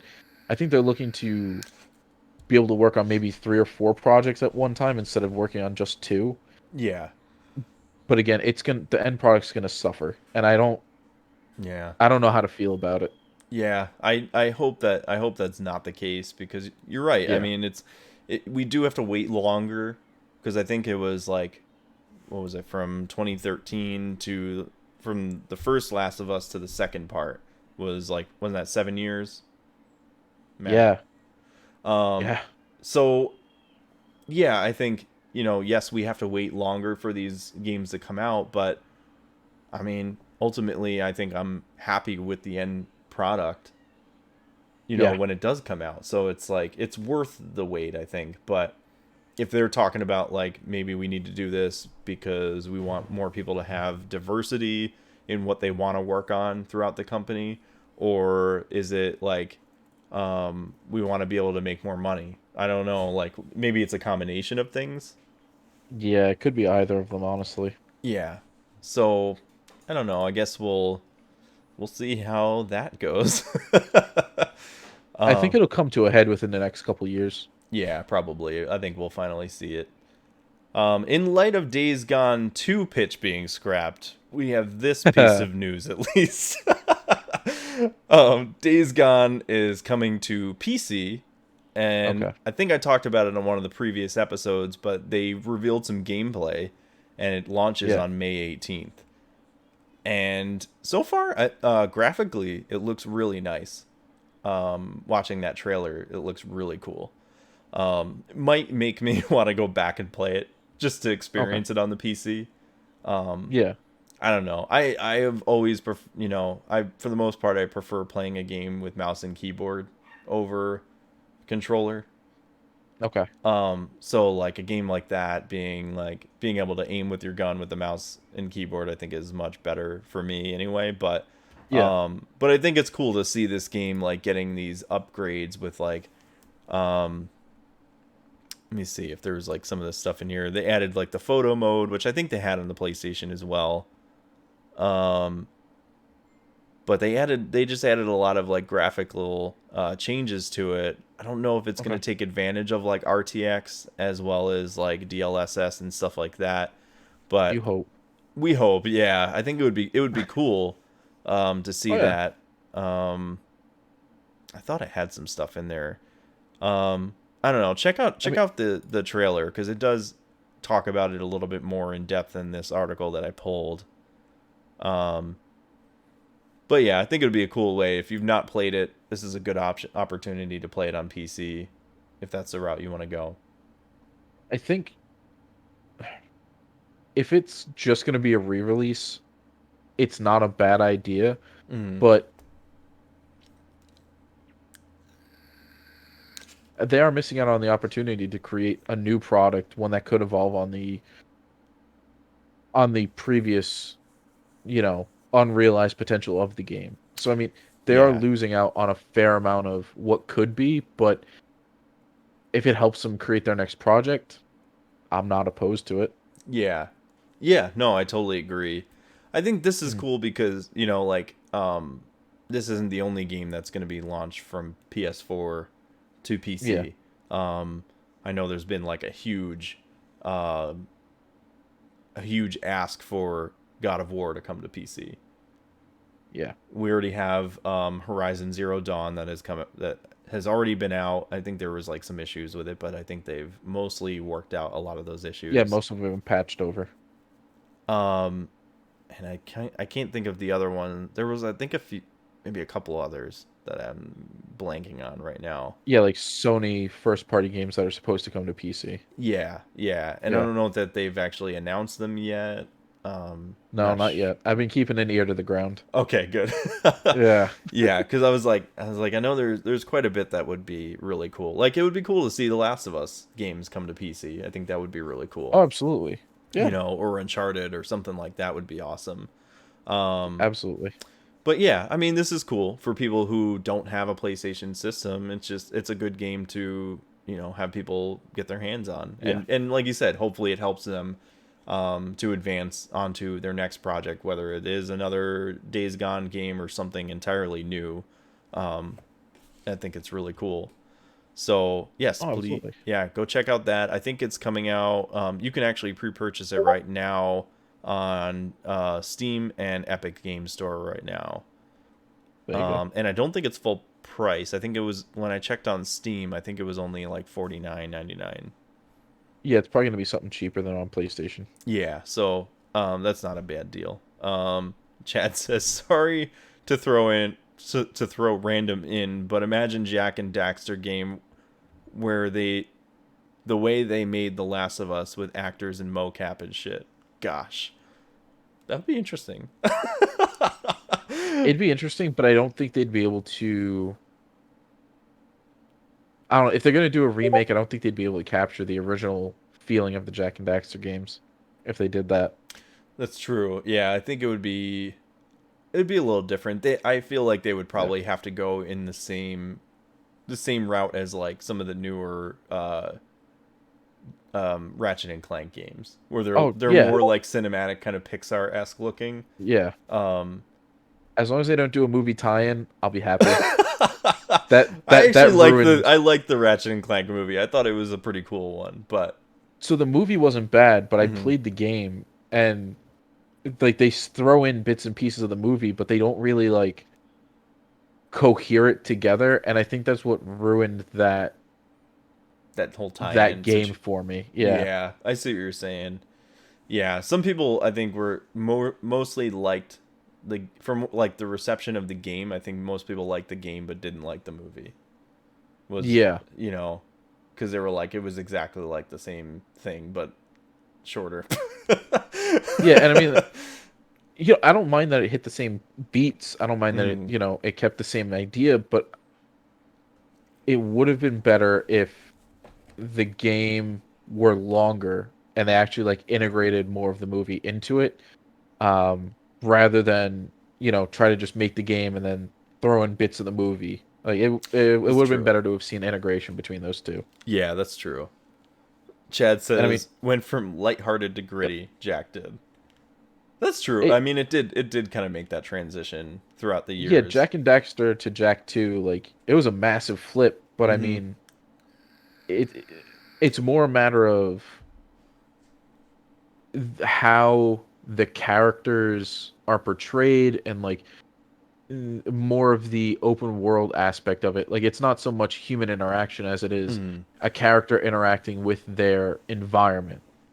I think that's what more Jak and Daxter was versus, The Last of Us, where it's Ellie and Joel interacting with other people as well as zombies, as well as the environment. Like it's more, Jak and Daxter, you have a goal, you're going to get to it. Yeah, exactly. Yeah, I couldn't agree more. So let's see. Something zombie game segue? That was the best I could do. No, dude, that was perfect. That's exactly how segue should be made. Something dark side. Yeah, I was gonna make that comment, but I was like, he's already gonna go for it. Don't have to worry.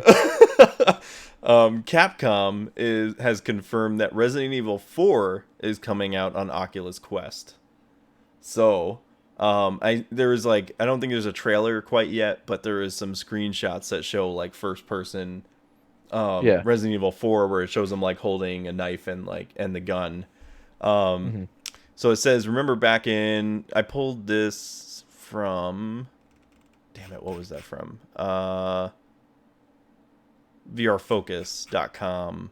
And basically, I think it was back in November of 2020, VR Focus reported on the Capcom hack within the company. Yeah. And there was all of the leaks of like Resident Evil Village, and this was one of the things that came from that. So the one that reportedly said that Resident Evil 4 would be released on Oculus exclusive. Well, it turns out this is completely and utterly true. Who would have thunk it? Today, Capcom held its Resident Evil showcase, which mainly focused on Resident Evil Village. Oh, this was like a couple months ago, I guess. Yeah. But this is kind of recapping. But whilst confirming that Resi goodness was coming to to virtual reality fans, as most of you are probably aware, back in 2017, Capcom released Resident Evil 7 Biohazard, the first in the series to offer a first-person view. This means it was a great fit for VR with the PlayStation 4 version. also being compatible with PlayStation VR. To this day, Resident Evil 7 Biohazard is one of the best titles for the headset, which I think that's still only available on PlayStation VR. Like, it's not even available on PC. Yeah, no, not yet. Yeah. But this is really cool. Based on, like, the screenshots that I saw, like, it doesn't look like it doesn't really look like they've done much with the graphics, which is not a terrible thing. You know, I think it would be cool to see them maybe do it in like a newer engine, possibly, to like kind of spruce it up a little bit. But It's gonna be interesting to see what they do with the VR in regards to how they're gonna get it to interact with the character. Right. Like if they have some really cool puzzles that are like where you're manipulating stuff with your hands and things like that, I think that would be like a really neat way to do it. What was it? Resident Evil 4 launched in 2005. Let's see. That long ago? Oh man, I know. I guess. Well, I mean, that came out on GameCube. Dude, It's a long time ago. yeah, that's a while ago. Yeah. Let's see. Manages to address how this is going to work and how Resident Evil 4's third-person setup will work in VR. It's going to be first-person. Oculus Studios has nicely reworked it for VR, working with Capcom in collaboration. From what's been shown so far, the gameplay is looking promising, with the guns reproduced for immersive gameplay, so you'll be able to manually reload the pistol and rifles. This continues a trend in seeing older video games make their way into VR. Recently, I think Oculus also, or no, this is on PlayStation VR. They launched Doom 3 VR edition, which like has the same graphics basically, as the original game. And I think some other people were kind of disappointed with that because it's a little jarring with the graphics looking the way that they do. So it could be good and it could be bad. No date has been given. Sorry, go ahead. No, it's okay. So like I've never actually played a VR game because, you know, between glasses as well as just like not having the opportunity to do it.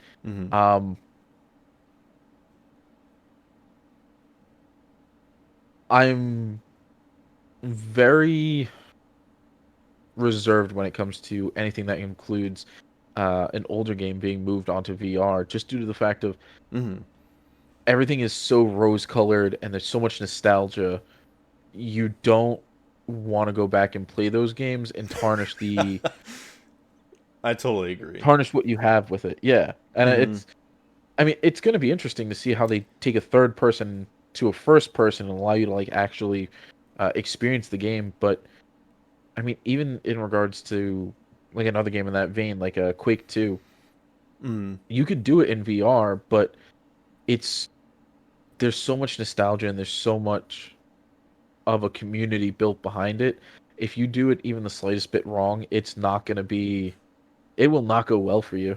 I totally agree. Yeah, because I agree entirely, because Resident Evil 4 is amongst the classic Resident Evil games that people hold near and dear to their heart, and if they do fuck it up, there will be a mob.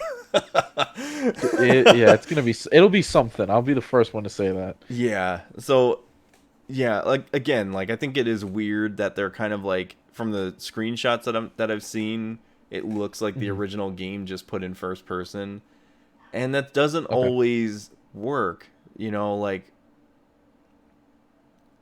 it's just, you know, like they were saying with like Doom 3 VR edition, like with the graphics being older, it can be sort of jarring because like you have these lenses that are like pushed up to your eyes really close.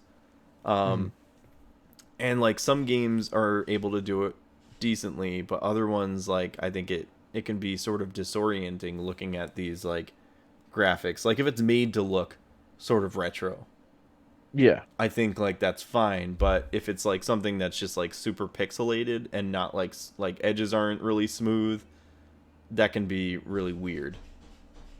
Oh, absolutely. And it'll cause more motion sickness. And that'll not be good. Exactly. Yeah. So I don't know. I would prefer to see them take it and put it into, like, if they were to do like a remake, which I mean, that was also, I think, one of the things that came out of that Resident Evil showcase was Resident Evil 4 Remake. Yeah. Was going to be the next one on their list of games to do, because Resident Evil 2, fucking awesome.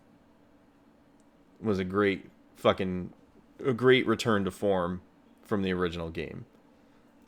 In like every way. And like if they were to do that with Resident Evil 4, but then also integrate like a VR version, that would be the way to go. Kind of how they did with Resident Evil 7. Like where you get that atmospheric sort of feeling, and you get that lighting and all that kind of stuff, like all of that kind of roped into one game and build it from the ground up, being that it works with VR, and then you also have the regular game itself if you wanted to play one or the other version, I think would be a good way to go. It would be, but I don't know. I think they're going to do what they can to make as much money as they can, so they might just release both of them and say, eh, fuck it. True.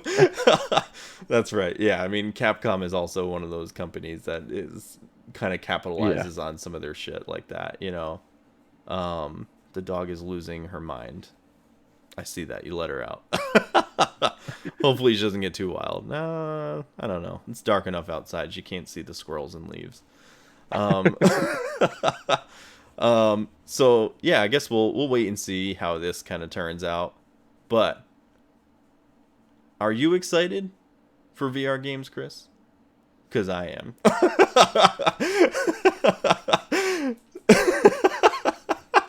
Not to break the illusion, but I like waiting just to like hear the segue, because like I see it, and like I see what you're gonna say, and I'm just like, where the fuck is he gonna drop it in? Where?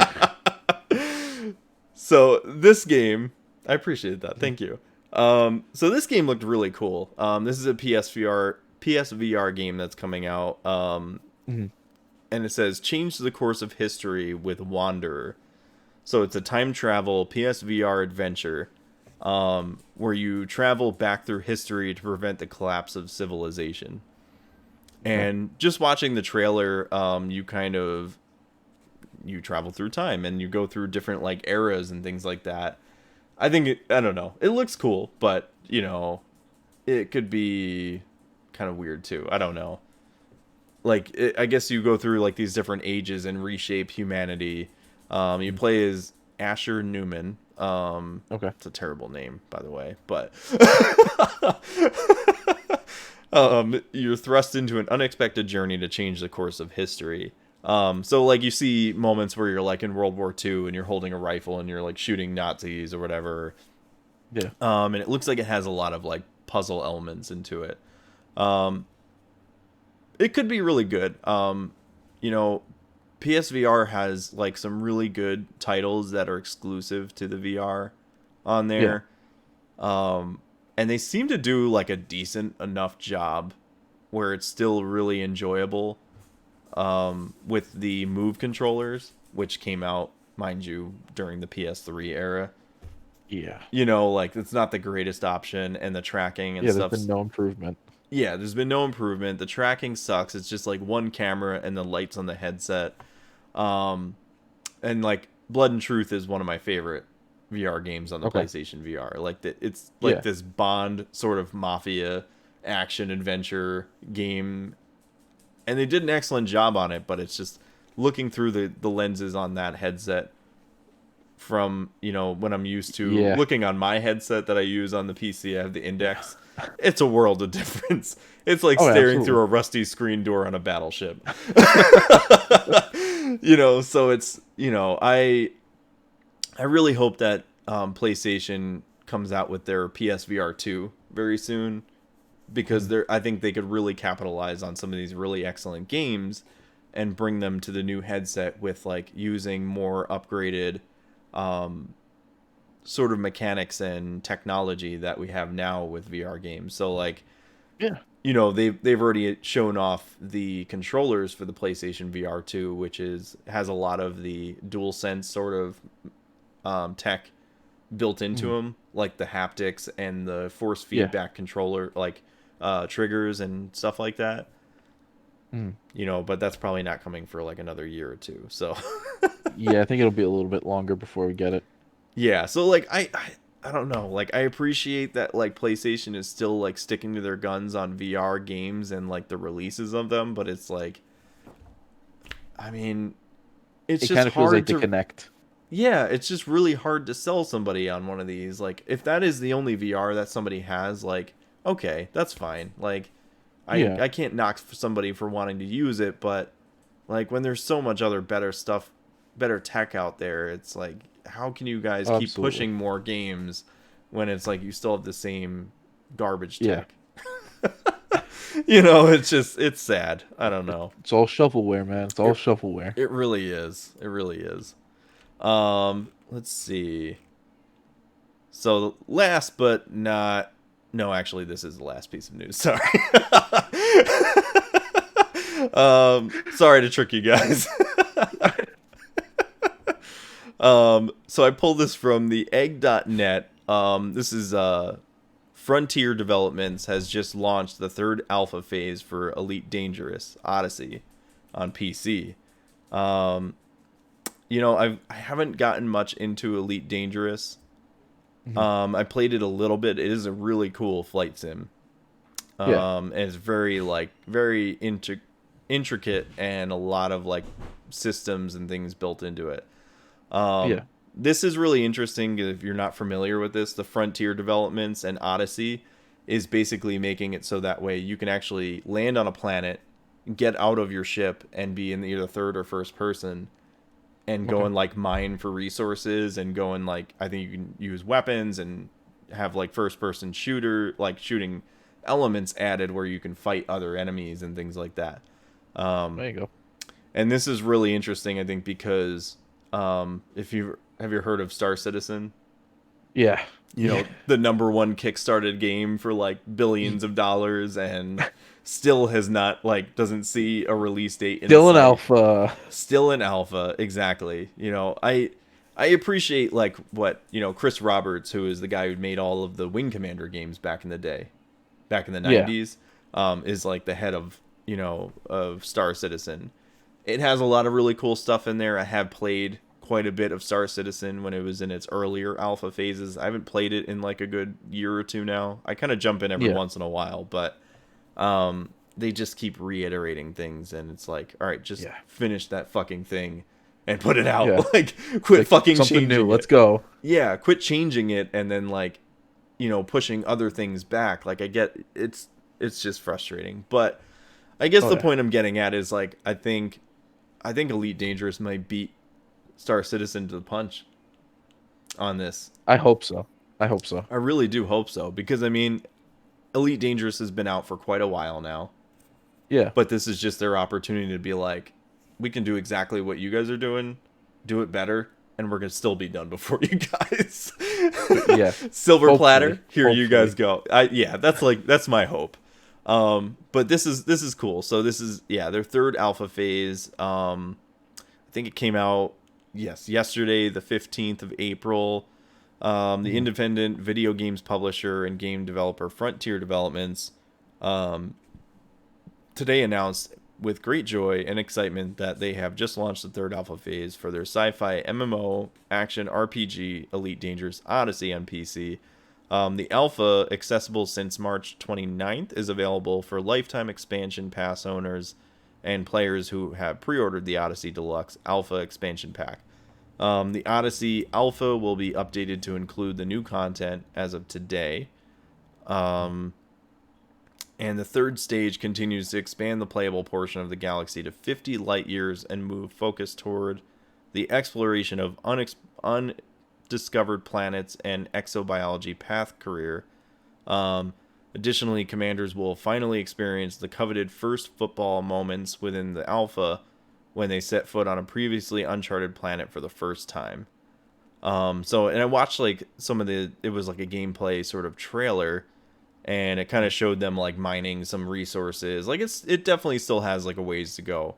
But it is cool to see them kind of like expanding this game.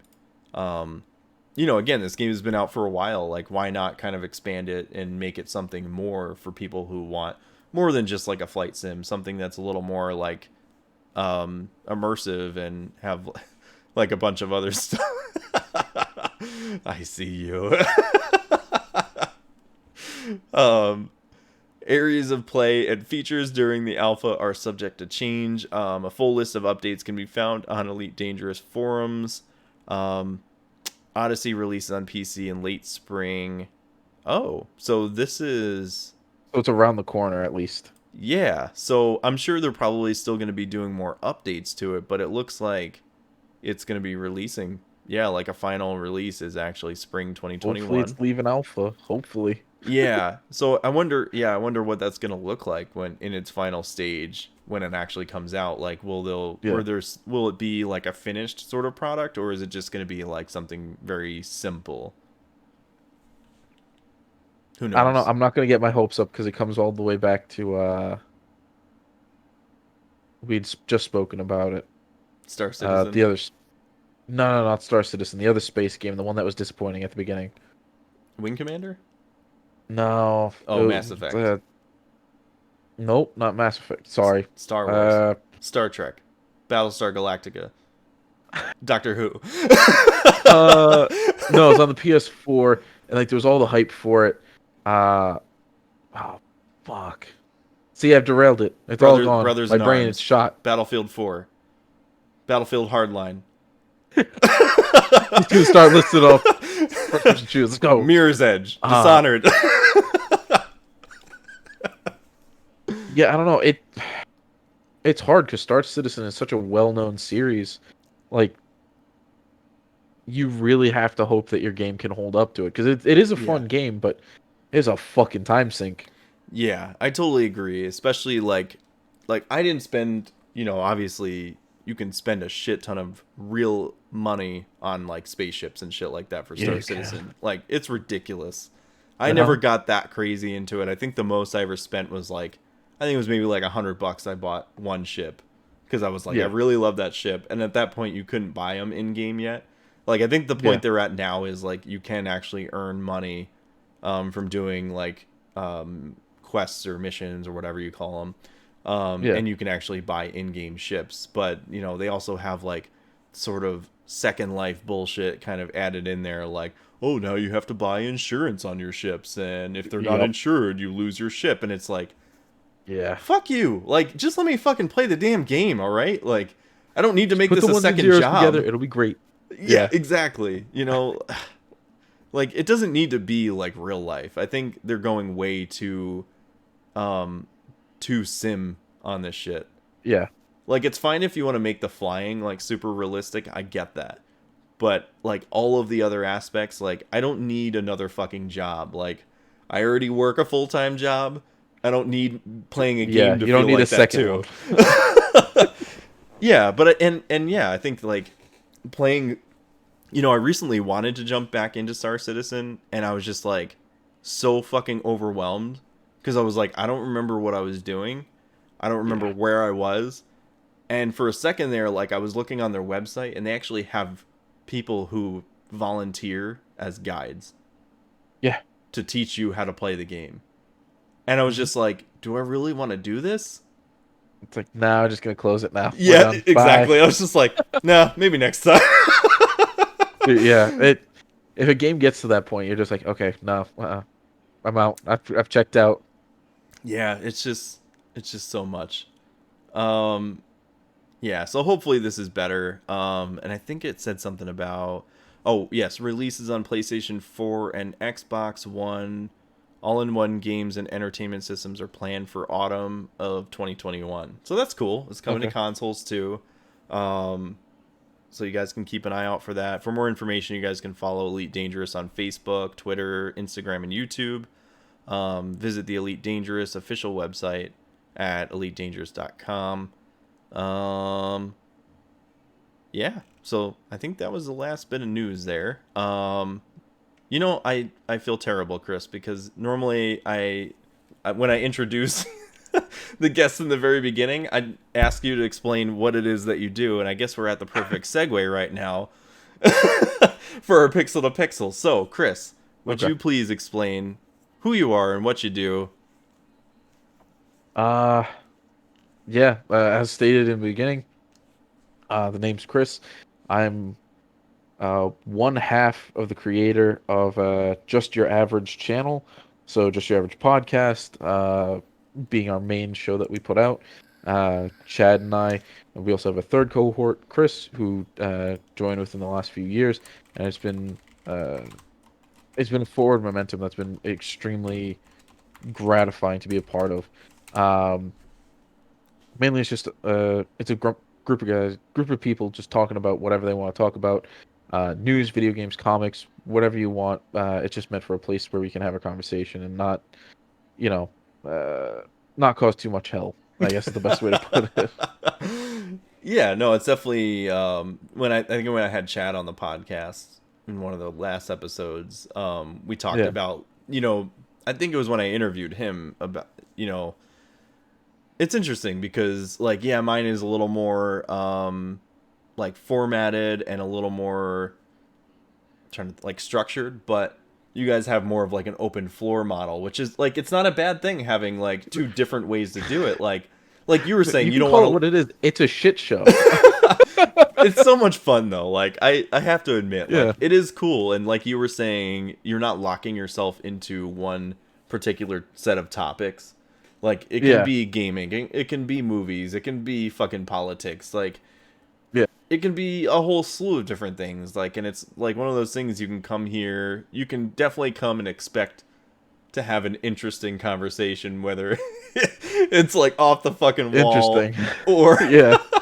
you know, like funny or whatever. Like, you know, it's definitely a cool way to do it, and I think that shows that you know, podcasts can be done in many different fashions. Oh, absolutely. You know, like you don't have to Um. really lock yourself into doing it. Oh, well, I saw this person Yeah. do it like this, so that's the Yep. way to do it. No, like you do the way that you are comfortable doing your podcast, Yeah. and if people like it enough, they'll come back and listen. Oh, absolutely. You know. And it's one of those things where it's a philosophy that stuck with me, and it's a philosophy that I like to put towards, every YouTube endeavor I've put forward. Create a product that you want to watch, because if you wouldn't watch it, nobody else is going to want to watch it. Right, exactly. Yeah, you gotta make it. You So, gotta make it interesting. oh Even yeah, if, yeah, like I don't know. I fucking laugh at my own jokes all the fucking time, and maybe that's just me, you know. But yeah. But I mean, that's the thing. As long as you enjoy doing it, as long as you enjoy producing what you produce, more power to you. I'm not going to say it. And it's like I actively try to catch as much as I can of, the community that we're slowly amassing. hmm Uh, but it's impressive to see how everyone does things in their own way, because that's how that's what they want to see. So if that's something that they want to see, it right. when people are enthusiastic about it, it's great. Yes, exactly. You know, yeah, you just gotta craft something that is interesting enough for people to come back to. And I think like Yes. doing it, you know, the way we're doing the podcast right now, like my podcast, like we're doing it live, and you guys, I think you guys do it live sometimes too, right? Yeah. Yep. I think that's really cool to have the chat sort of like involved. And I apologize for anybody that's watching that I wasn't like super involved in the chat, because I get lost in some of the conversation, and Yeah. sorry, but you know, we're having some awesome conversations. Yeah. But and that's something that, like, you know, I'm still working on, and like things that are subject to change as we evolve and go Yeah. through all of this. Like I'll figure out ways to more like integrate the chat more into the podcast and stuff. Like I'm a little pissed nobody fucking wrote in what games they were playing. No, they were all just screaming at one another about everything they could. Yeah, no, I'm just kidding. I'm upset, not pissed. Slightly perturbed. Slightly perturbed, exactly. But yeah, there's like, it's always something to kind of hash out and change Yeah. and all that stuff. So where can everybody find you at, Chris? Like socials and all that Uh, stuff. Mainly the two places you can find me. It's going to be on Instagram. hmm You can follow at Just Your Average Channel, or you can follow my own personal page, where it's a lot of just odd pictures of me, the missus, and my dog, at the Burgess on. I'm also currently in the midst of working on some other side projects. One of them being my Twitch channel, which is a whole new advent that I'm going on, called the Whiny Millennials. Nice. TM on the name for now, because I haven't decided if I'm going to keep that or not, but I like it. And it's just going to be a place where, like, you know, you can come play video games, whether it's just me or it's people I'm playing with. But it's just a place where you can hang out and play video games and, you know, enjoy yourself. That's all it is. Yeah, that's super cool, man. And I did, you know, if you guys are watching the video version, I did put the links down for Chris. We do have his Twitch channel below there too, so when he does get started, Such a nice man. yeah, thank you. We'll get everybody to start watching him and help support him. And also the Just Your Average channel links are down below as well. So as far as for Pixel to Pixel, I will mention the people that we have had on the podcast or involved with New Game Plus Network in some fashion or another. So we have, as Chris mentioned, we have Just Your Average channel and Fanboy and the Snob, which Fanboy and the Snob is run by Chad and Chris, other Chris. I still don't know Chris's last name. I just say Chris and Chris B. Oh yeah, it's Chris and Drunk Chris. That's how we kind of define it. That's all. right, exactly. Oh wait, isn't it? It's Rocco, right? There you go. Yeah. Yes. So Chad Paquin and Chris Rocco, they do Fanboy and the Snob, which they have like the Their reviews. the reviews, the great nerd debate, and all that kind of stuff. Which I think coming up this Monday, me and Matt are going head to head against who is the best Spartan, Master Chief or Kratos. And my bet is that Kratos is gonna fucking win. Yeah, easy. Sorry, Done. I mean, I was just like, I put together like a document, and I was just like, yeah, I'm pretty confident on this. Yep, I've sealed it. We're done. Moving on. Yep. So yeah, and I think, yeah, Chad, you guys usually do the podcast and all the Fanboy and the Snob, like that is on Mondays, and if they go live, it'll go live on Monday.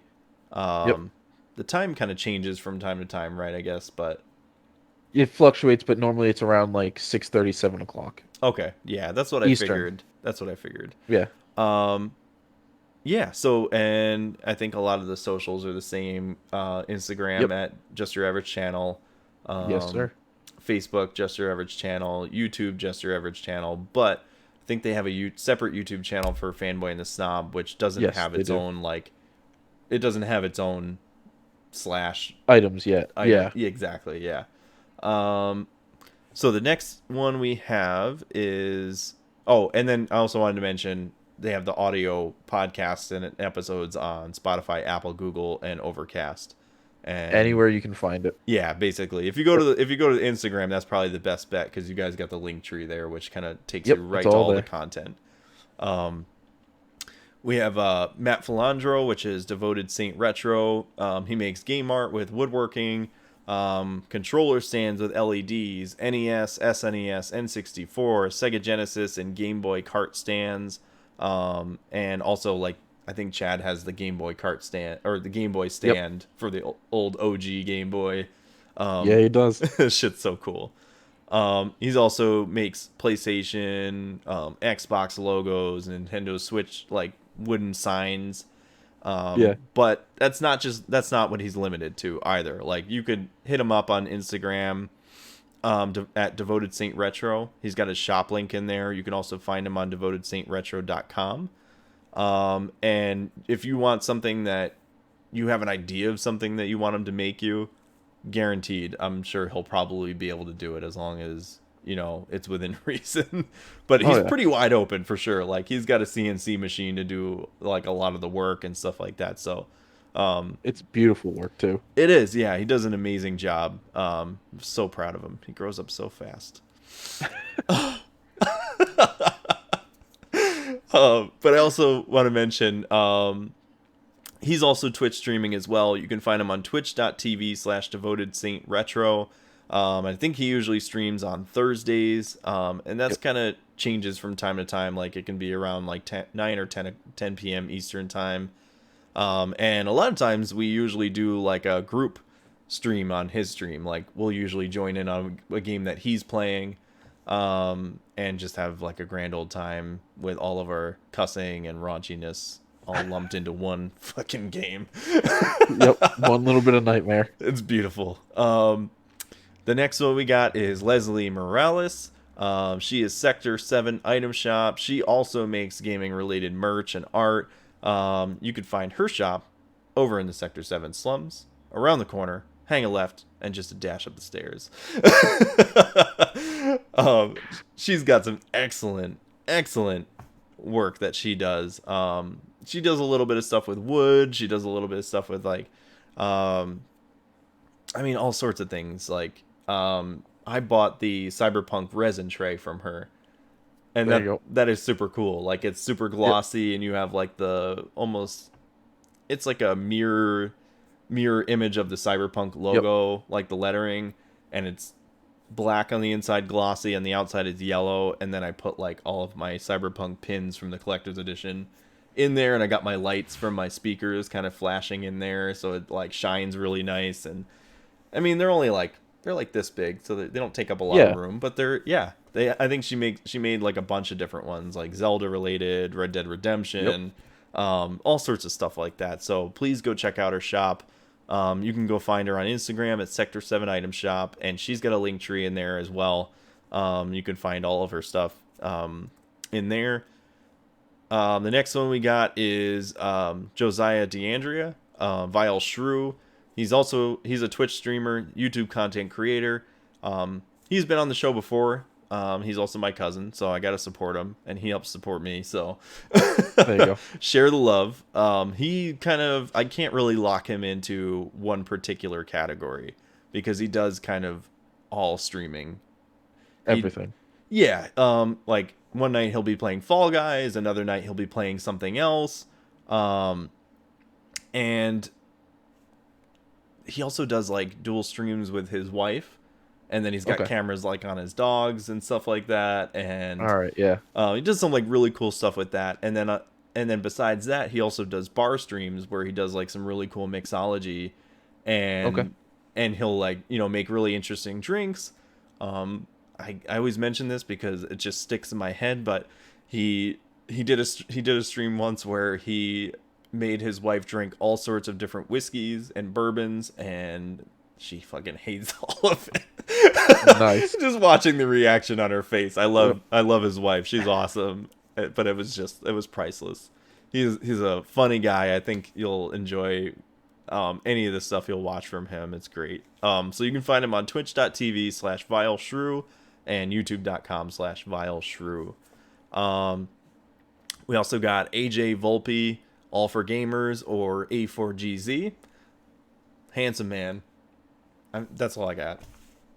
Yeah, that's all you gotta say. Just a handsome gentleman. You know what I'm saying? A gentleman and a scholar.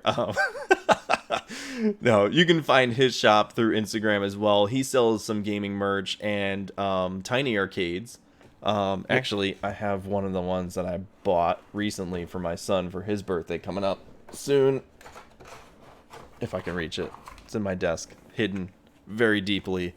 This is the 1989 Ninja Turtles tiny arcade, and it even has April on the side. There you go. Like it's the same. It's the same art from the 1989 cabinet and everything, and that's awesome. Dude, so fucking cool. My son loves Ninja Turtles, so I was like, yeah, he's gonna fucking dig this. Yep, cool, we got it. Yeah, I think most of them range about $20-$25 or whatever, but it's totally worth it. Oh yeah. He's also got little mini pinball machines and stuff too. He's got little like candy, like little retro candies from like different, like little Mario, like mushroom candies. He's got the little like NES controller candies. Man, it just sounds like we're selling X here. Wow. Only on the weekends. Is that really only on the weekends? I think it's a front, honestly, but he's actually selling drugs. They're not candies. You're gonna get the CIA called on him next. Jesus. No, but he's got a bunch of really cool stuff. And he also he's also doing a lot of streaming. He's been streaming Stardew Valley on Mondays around 8 or 8:30. And then Wednesdays, I think he's been streaming Uncharted 2. And then I think he's looking to do possibly a third day of streaming, but he's also been doing some Let's Plays where he's been just putting them up on YouTube. I think Blue Fire is the one that he's been doing on Switch. Yep. But yeah, you can find him on Instagram at allforgamers, allforgamers.com, which is his website, Facebook at allforgamers, twitch.tv/a4gz, youtube.com/allforgamers. Awesome dude. Please go check him out. And yeah, I mean, his Twitch streams are just funny as shit. Now that he's affiliate, he's got like all this funny shit roped into it. Oh yeah, with like Seamus McParty pants, where we make him look ridiculous wearing a light up red beard like Matt, a fucking leprechaun hat, and talking in an Irish accent. It's good times for all ages. There you go. What do they say? Kid tested, mother approved. Maybe mother approved. Maybe. It's probably father approved. It's a stretch. Yeah. Very dad joke oriented. Totally. Oh yeah. And I think the last one we got is Andre Wenger, Fingers421. He's also a Twitch streamer. You can find him on Instagram at Fingers421 and twitch.tv/Fingers421. And I think he mostly streams Valorant, but besides that, he's also a great human being and an even funnier one. There you go. A great dude. And we had him on the podcast once before, and we'll have to have him on again.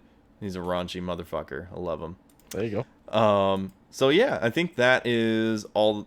That's all the mentions. We also have a retribution/corrections. This is if you guys listen in. We're counting on you guys to help build the podcast, into something great, worth your listen. But we're human beings, so we're gonna get things wrong from time to time. So this is your opportunity to help us set the record straight and for future episodes. So we're counting on you guys to hold our feet to the fire. Just don't burn us too badly. That would not be fun. And if you're watching the video links, we'll put the links down below. They're right about there, I think. So you can write in on Instagram at digital_denizens and Facebook Digital Denizens. So yeah. Thank you, Chris, so much for joining me. This was a pleasure. Thank you for having me. It was awesome. Yeah, man. I think we had some really good conversations. Man, fucking God of War. I might have to go play that after this. No, you have to. There's no other way around it. Yeah. I want to stream too, though. I don't know if it's too late. It's only 11 o'clock. It's the weekend, right? Dude, plenty of time. That's right. All right, we'll see. I'll let you guys know. All right, well, that's all the time we have for today's podcast. We hope that you guys enjoyed what you heard, and we truly appreciate you guys tuning in for another episode of Digital Denizens. It means so much to me that we're able to do the podcast and that you guys listen. Write in, as I always say, hit that like and subscribe button and keep your ear to the ground for more to come very soon. Love you guys. Have a wonderful night.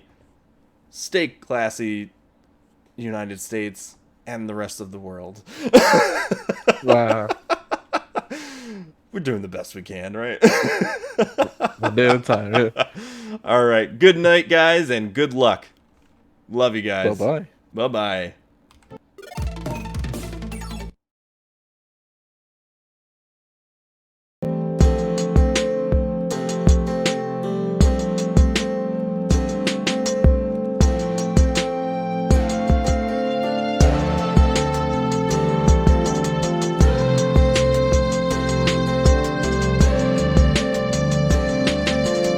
You are listening to Digital Denizens.